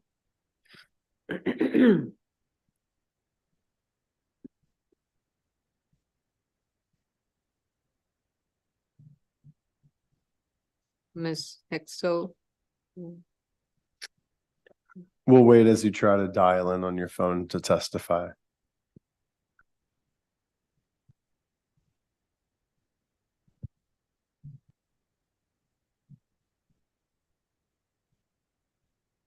I know she had, this is the neighbor I spoke to. I know she had issues. Not everyone's computer is ready for Zoom. Yeah, I don't know this. Okay. That's probably her. All right, we have admitted to the we have admitted to the hearing a phone number ending in 626. Please press *9 to unmute, or *6. *6 to unmute. *6 to unmute.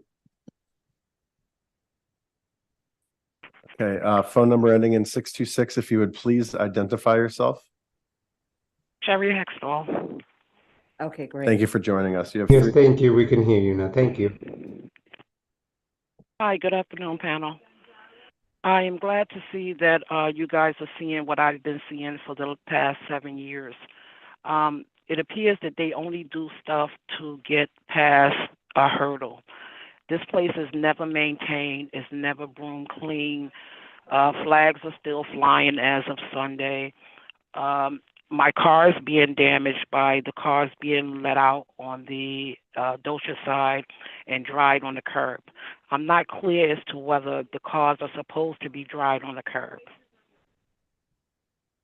Is there someone to give me clarity about that? Hello? Cars are never supposed to drive over sidewalks or curbs. Okay, I submitted photographs showing 4 cars on the curb. If there's not a watchdog to watch over this site, then it's going to continue to be ran the way it's being. It's the only way that I believe that this site will ever get better is to be shut down and reorganized. As long as they are able to generate $1, they are going to cut corners, they're going to lie, they're going to be deceitful and deceptive. The photographs that they sent in were taken the night before. However, the board convened back in August. I'm curious to know why everything is so last minute. Reason being is they have no intentions on following any rules and regulations. Yes, there are 3, 4 separate owners. Ms. Hextall, We're losing you, Ms. we're Hextall. losing you. Can you speak a little bit louder? Sure. There are 3 to 4 different operators at this site. So you call the owner, he'll say, oh, go talk to the guy in the deli. Nothing. The guy in the deli basically tells you, quote unquote, kiss my ass. This is the way me and my neighbors have been dealing with these people. The owner never shows up. He shows up once or twice a day to collect the money from the gas station, and he's gone. I'm quite sure his representative communicated what needs to be done, but he does what he wants to do. The car wash, the same thing. Who's going to relieve us? It's to the point where our property is being damaged. The fence that was supposed to be erected, is the green privacy supposed to be on my fence, or are they supposed to erect the fence along that rear wall? The fence we are asking the applicant to erect, it needs to be on their property based on the site survey. So why the other day, they submitted photos of them measuring our fence, and then they put green privacy slats. This is just what's taking place last week. I submitted some photographs of 2022 when the place was at its worst. We got no results from anywhere. Rats, we were unable to enjoy our backyards. And I'm kind of nervous that if you break the concrete there and the place is left the way it is, there's going to start to be rat burrows where they're supposed to put the plant. At least with the concrete intact, the rats can't burrow there. They'll just travel through there, eat, and then go back where they came from, opposed to having them really so close to me. So just so I understand, you're suggesting to leave it as concrete? Yes, because the way the place is ran, the garbage is back there. So what they'll do, rats and animals are smart. They'll burrow near where they can eat. So if there's grass and dirt there, they're going to burrow right there. Then they're going to be right like 4 feet from me, opposed to wherever they're traveling from, because they don't keep the site clean. Thank you for your feedback. Can you send us the photos that you're referring to with regards to the fence on your side, which is being used by the property owner? I did. I sent them to submit yesterday. Oh, okay. Along with photographs of the car wash drying on the curb, along with how the fence stopped short. If it's only 20 feet of curb cut, then why is the fence stopped at 40 feet? I'll tell you why. Because when all of this is said and done and gone, they're going to go back to using that sidewalk the way they've been using it. So if you're not going to use it, then bring the fence down to the appropriate level. There's flags still hanging. The fence are not tapped, so they stick the flag poles still in the fence, even though you told them not to at the last hearing. So everything that you asked them to do at the last hearing, nothing is really done. Everything is inappropriate and everything is wrong. Mr. Axel, thank you so much for your comments. As you gather from the board, we are not signing off on it until we start seeing these improvements. So I have one other question.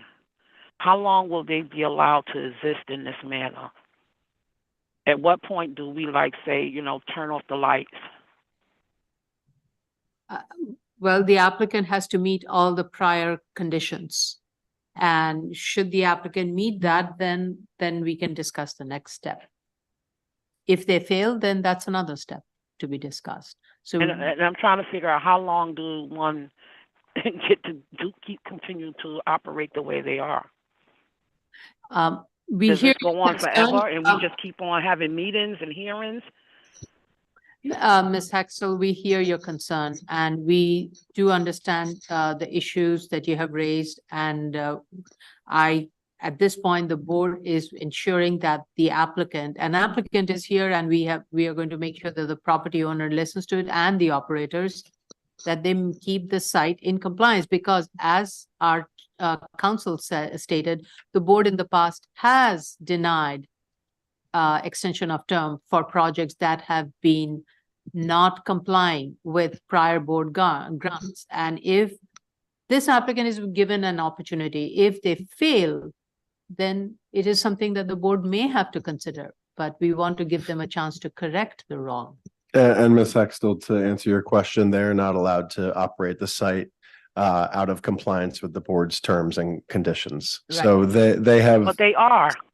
Correct. They are. They're currently detailing. They are. They have been, and they will continue to, unless someone stands there and say no. Thank you. Your 3 minutes are up. We have heard you. Okay. Just heard you. Thank you. The Board has made its statements clear to the applicant team. You are operating the site out of compliance with the board's grant. The first comment at the beginning of this hearing was to bring the site into compliance. And Ms. Hexel, while you're listening, we did not receive the photo that you sent. I just looked through our submission documents. We don't see it. Please resubmit it. Can you get At the? submit@bsa.nyc.gov. And I did the same thing, and I did look into the submission folder and I couldn't see it. Yeah, we Yeah, haven't maybe it did received go it yet. through.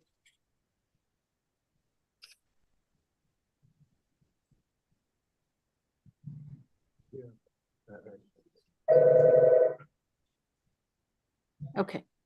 So, anybody else from public? No. No. Mr. Gupta, this is serious. And this is a warning. Take this as a warning to your to your client and the operators. And I want the operators and the client, your client, to be at the next hearing. And Okay. send them the recording of this hearing. Mhm. Review session and the public hearing, and I have them listen to it. Because they will have to undo everything that they have done because they did not heed to the board's direction. They have to stop the detailing operation now. And they have to hire your traffic consultant and do the analysis. And I am very, very concerned about this site. And all the board members are. Or maybe the penalty for not obeying that is to just lose your privilege. Yes. To have the business. Yeah. So make that crystal clear to them. Yeah. They can have it right commercial use, but not the car wash and the gas station. And the auto repair. Okay? Okay. We can take all of those out. All right. So you'll need good amount of time to do this. I'm suspecting, but I don't want this to linger on. That's my fear. So what is the next step that you're proposing to do? The next step is to have hire the traffic engineer to look at the parking and the maneuverability. And the planting, after that, we can amend our plans accordingly. And the planting has to be done in the spring.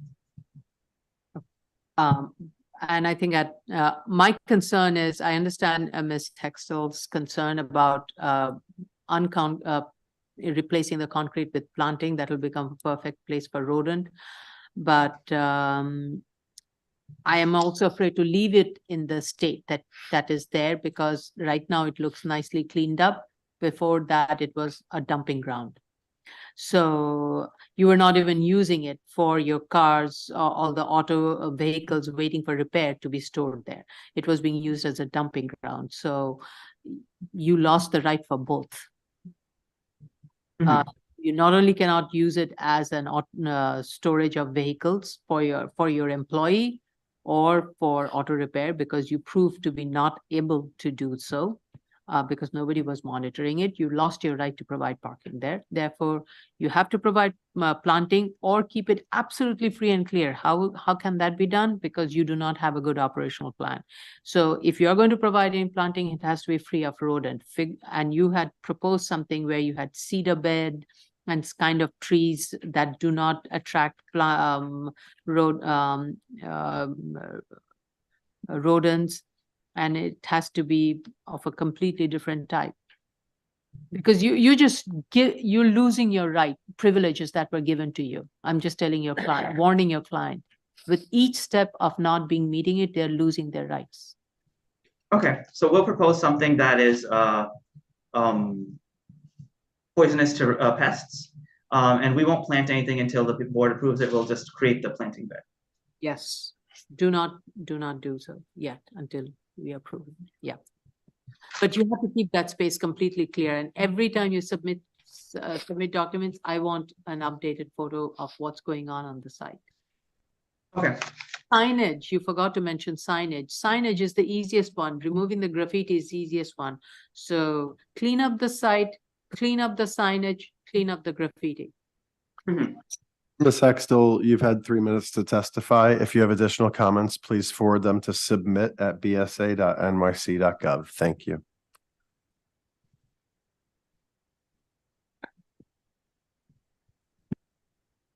Okay, I would suggest you reach out to our project manager and kind of lay out, give a timeline, but I don't want this to prolong too long.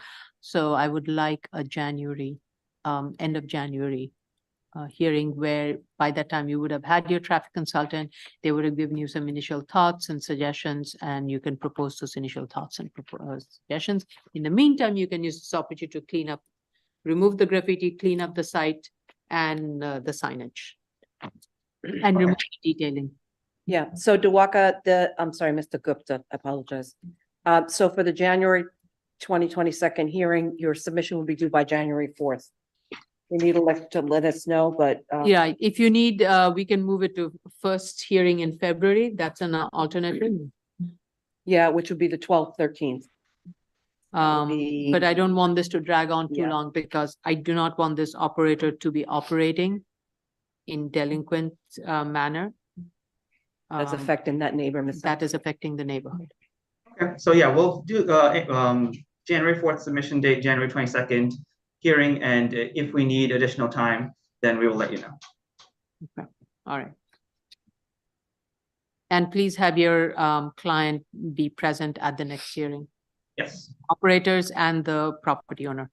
Okay. And I need operational plans. Okay. Thank you. Okay. All right, we have one last case. Let's take that and then we can just. Yeah. New cases, 292-13BZ, 2085 Ocean Parkway, Brooklyn, Ms. Altman.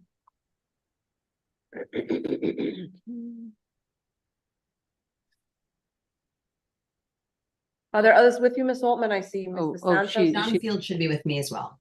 Excuse me? John Field should be here as well. John Fields. Do you see him by any chance? Yeah. he's Okay, come- perfect. And Emmanuel Santos? He's also part of our team. It's from Okay. the same firm.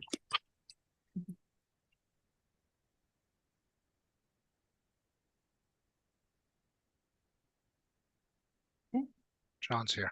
Okay, so could you unmute and visual, please? So I can swear you in. Okay. Raise your right hands. Do you affirm to tell the truth, the whole truth, and nothing but the truth in your testimony before this board and to respond honestly to board member questions? Of course. Yes, I do. Okay, please state your name for the record and proceed. Good afternoon, Lara Altman from the Law Office of Lara Altman. We did watch your review session today and have some responses. First, there was a question regarding whether the mezzanine was counted in the floor area. As noted on plan page P05, the mezzanine was included in the floor area calculations that you've received. With respect to the FAR map, I'll be glad to provide that to your board, as well as a revised statement of facts and findings being more clear with respect to the current program. And we will also be addressing the environmental request after this hearing, which leaves us with two more issues. As far as the square footage is concerned, what happened here is the square footage in the cellar was reduced by 4,639 square feet due to the problems underground. Then the proposal added 4,708.05 square feet to make up for that. Then the gross actually went down due to a number of other changes. As you saw when you looked at the building, there was an indent added on the third floor, and there were some other changes throughout the building that were all mentioned in the statement. In total, once you took all of those changes, it resulted in a change to the gross square footage. But the difference between the cellar and what was added above ground was the 4639 came out of the cellar and the 4708 was added above ground because of the change in the cellar. Okay, just to clarify, and we can make that more clear in the papers if you'd like as well. It wasn't floor area. It wasn't floor area because the cellar was not floor area. Okay. And lastly, John Field is here with us to address the sound attenuation question that came up. Sorry, just before we move on, perhaps the There's floor area diagram, yeah, some kind of floor area chart that clearly shows gross and zoning from prior approved to current might be the easiest Yeah. way. All right, John Field, I'm going to send that your way as far as asking you if you could provide that for the next submission. Not a problem at all. Wonderful. And he's from Building Studio Architects, I should tell you. Good afternoon, Commissioners. John Field, Building Studio Architects. We are the applicant. We've been working on this project for quite some time now. I'm here to address the sound attenuation question that was raised earlier. Our initial application in 2014 had a very large rooftop chiller for the building. I could share screen if you want, or we can just talk through it. In that time, since the rooftop chiller has been eliminated, the mechanical systems were redesigned to a VRF system. These are typically the quiet Mitsubishi units that everybody's using now. It's been a decade. Those units are noise code compliant and located actually on the high roof of the building now, shielded by the parapet wall. So they're not even so noise attenuation is not required. Should it be, we're happy to enclose it and keep compliant with noise code. Okay. And that's where the noise compliancy was required. It's from the HVAC system. Correct. On the that was previously on the roof. Okay. Is there a certification for these Mitsubishi equipment? Is there? I'm sorry. What was the question? For the Mitsubishi. A building department application? Oh yes, all of it's been applied for, approved. I actually am not the mechanical applicant, but there are mechanical plans in and approved for that. So would this be described in a tech memo as requested by Ms. Banky? As regarding any impacts to noise given the changes from what was previously approved? We can ask the new person who's going to be responding to that, the environmental consultant, to address that as well if you would like. Yes, I don't know. I don't see that condition or that in the original EAS, but it could be added since we're discussing it.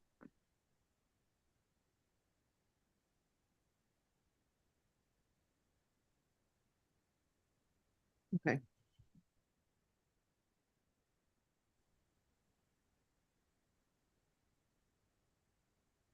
Okay. Any other question?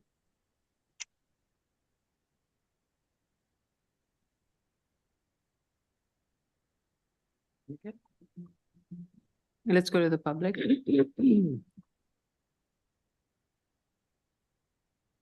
So the case we are currently discussing is 292-13BZ 2085 Ocean Parkway, Brooklyn. Should you wish to discuss, dial 646-558-8656 or the toll-free number 888-475-4499. At the prompt, you will enter the webinar ID number 846-6595-2043 and the pound sign. At the prompt after that, you will press the pound sign only. Once you're permitted in, you will press *9 to raise your hand, *6 to unmute if you're calling in on the phone. And if you're in the Zoom room already and wish to participate, please raise your Zoom hand, which is the little hand at the bottom of your computer screen. Once you are recognized, you will have 3 minutes in which to participate.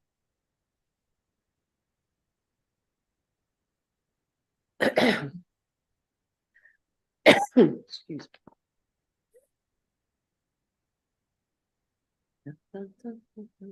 And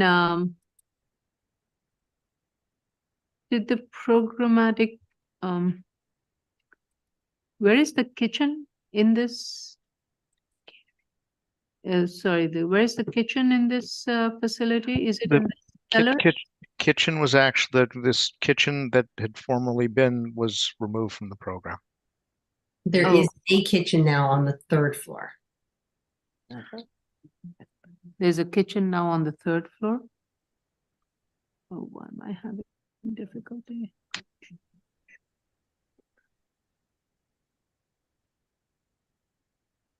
Yeah, can somebody screen share? I'm. I will.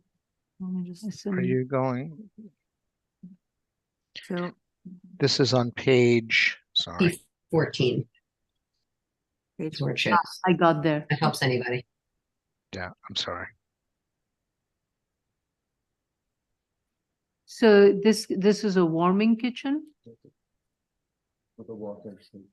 Yeah, this doesn't look like a, This is a warming kitchen. okay, so please put a note stating it's a warming kitchen. Is that a walk-in freezer? There is a walk-in refrigeration.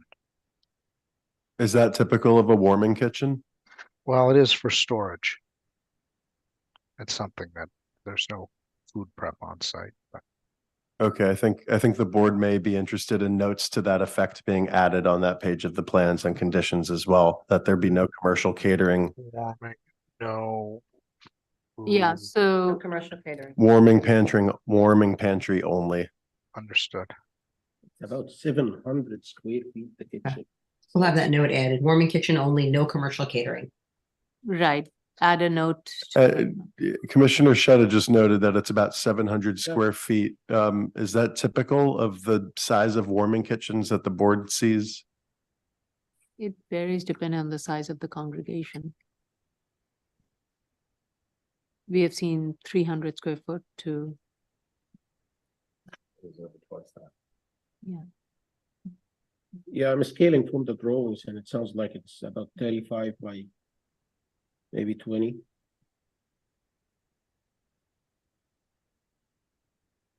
Maybe even 40 by. Yeah, it's about 700 square feet. Okay. So please add those notes. Those would be conditions. I'll be glad to.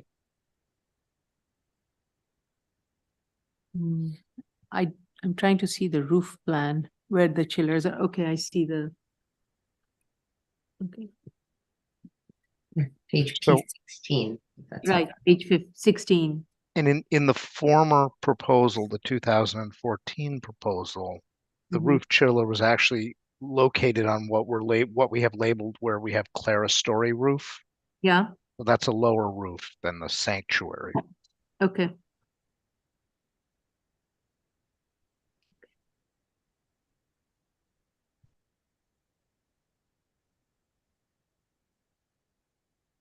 And I'll just note for the board that the prior resolution on this action states a condition that no commercial catering will take place on site. So that condition will continue. Continue, right. We anticipated that. And I'm just pulling up the previously approved plans to show the kitchen that did exist in the cellar before. Similar size. It appears Mhm. to be. Similar sized. And if you look, I can tell you what page.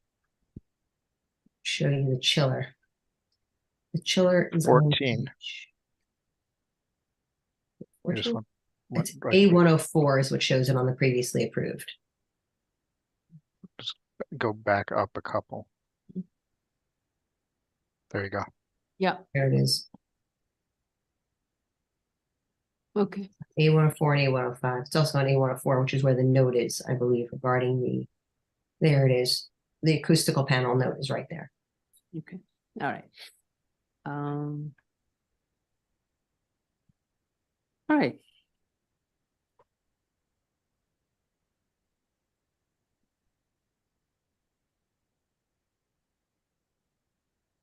Any other question?